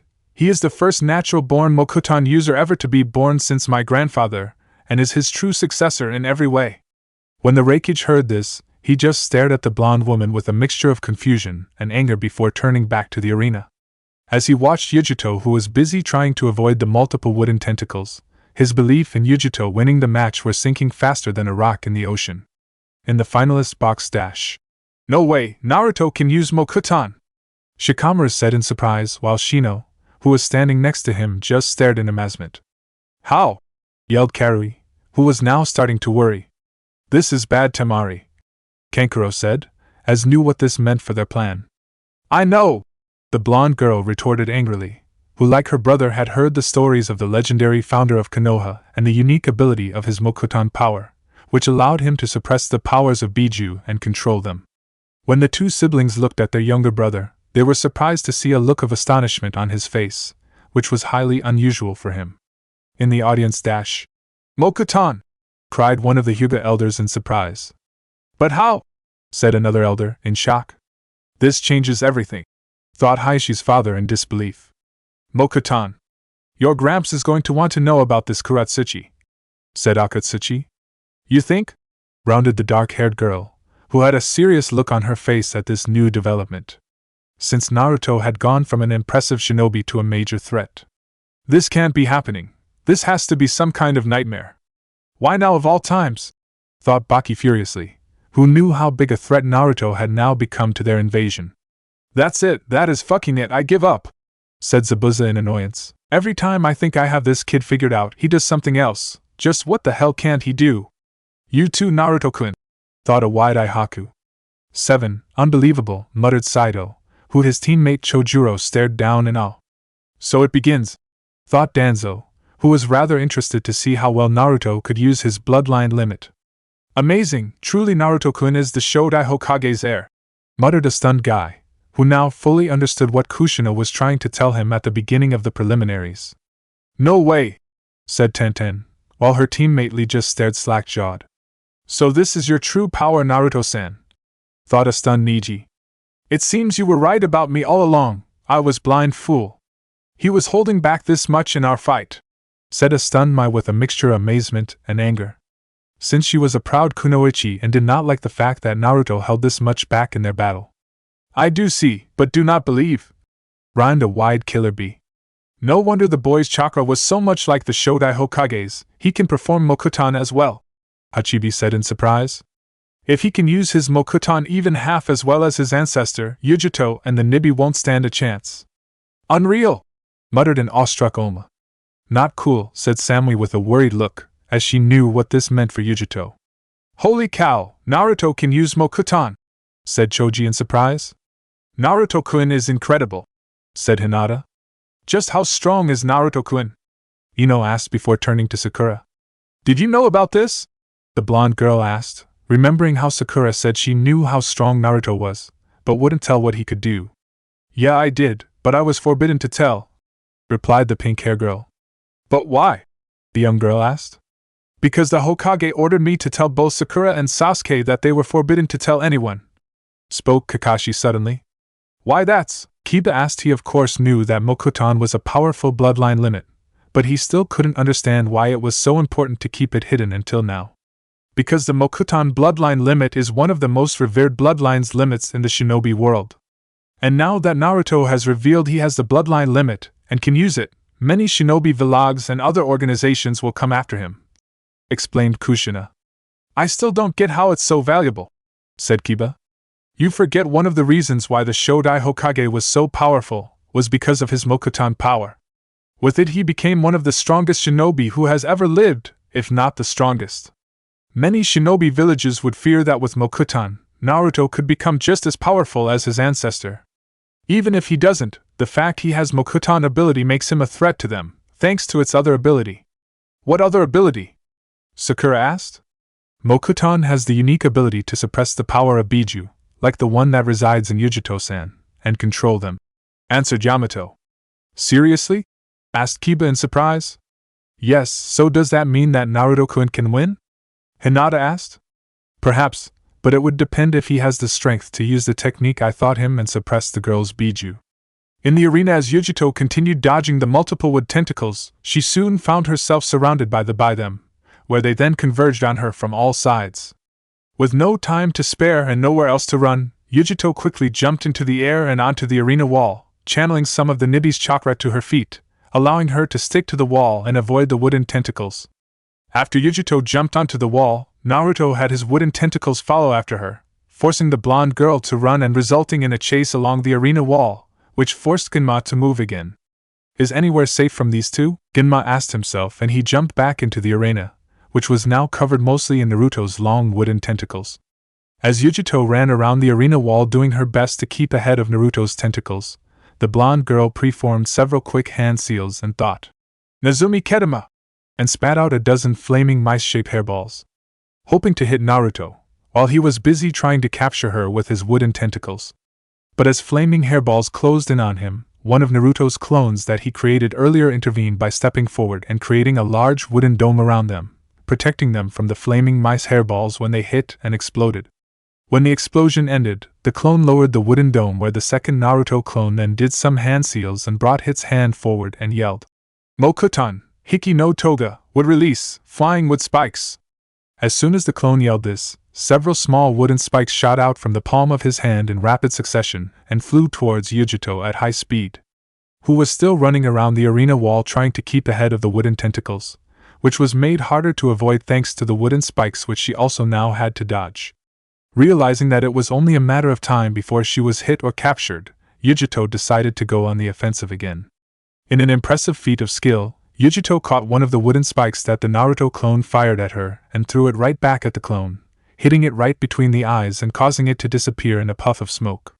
She then used the Nibi's chakra to help propel her forward into the arena, just as the wooden tentacles were about to capture her and fall straight for Naruto. But before she could reach him, Naruto's last remaining clone stepped between them and held up his arm and yelled, "Banmuchi, Vine Whip!" After which several vines sprung out from his arm and wrapped themselves around the blonde teen girl. "What the hell?" Yujito cried before the clone used the vines to slam her down onto the ground. "Nibi, what the hell is going on? How the hell can Naruto create vines from his body?"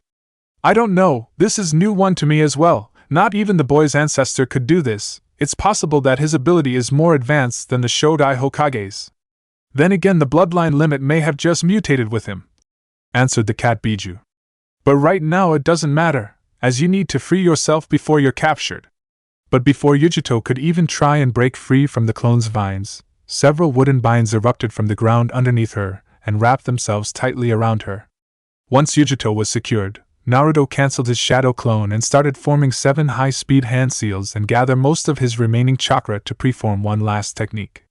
When he finished, Naruto held out his hand and said, "Hokage Shiki Jijuen Jutsu Kakuan Niten Sui Shu, Hokage-style 60-year-old technique enclosed hermitage entering society with bliss-bringing hands." After which a symbol for "sit" appeared on the right palm of his hand, where he then raced over and touched the center of Yujito's chest with it and jumped back. As he jumped away, Naruto drew out a long line of blue chakra from the female Jinchuriki, connecting the two together. After jumping back, Naruto then his left hand touched the ground, where 10 large wooden pillars with spikes facing inward emerged around Yujito, surrounding her on all sides. "Yujito, get out of there now!" roared the panicking cat demon. "I know this technique. It's the same one that the Shodai Hokage used to capture the other Biju and me." "I'm trying!" yelled Yujito, as she struggled to break free of the wooden vines, which were extremely strong. "I'm finishing this!" Naruto shouted as he readied the technique, while also thinking, "This has to work!" In the Kage box dash. "That jutsu, it can't be, he couldn't have," said the Reikage, who recognized the technique Naruto was using from all the stories he had heard about the Shodai Hokage from his father, the Sandame Reikage. "It is," said the Mizukage in equal awe, even though this was the first time she had ever seen it with her own eyes. Like the Kumo Kage, she had heard the stories of the famed founder of Konoha and the technique he used to tame and control the Biju. In the arena, once the wooden pillars surrounded Yujito, Naruto started channeling his chakra through the chakra link and into Yujito's body, where he started pushing the Nibi's chakra back into its seal. "Rorower!" cried Yujito in agony as Naruto began to suppress her Biju's chakra from her body.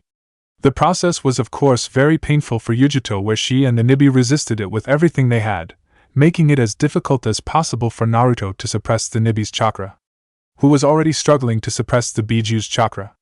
As the battle for dominance continued, Naruto felt Yujito and the Nibi's resistance, where it was taking nearly everything he had to suppress just a third of the monster cat's power. "There's no way in hell I'm going to lose this fight. I am going to win, no matter what," Naruto said inside his head, before shouting, "I will not LOSCE," and sending every ounce of chakra he could spare into Yujito. But what Naruto didn't notice was that at the same time as he said this, the Shodai Hokage's necklace that around his neck began to glow bright green, where it reacted with his chakra, making it stronger. With the Shodai Hokage's necklace help, Naruto began to push the Nibi's chakra back further and further into its seal. At the same time, the wooden pillars around Yujito began to close in on her. Watching from the stands, the entire audience watched in silent awe as they watched Naruto use one of the legendary techniques of his forefather to suppress the Nibi no Bakeniko chakra. "Aga! Nibi, you need to help me," Yujito yelled inside her head as she tried to resist Naruto's chakra.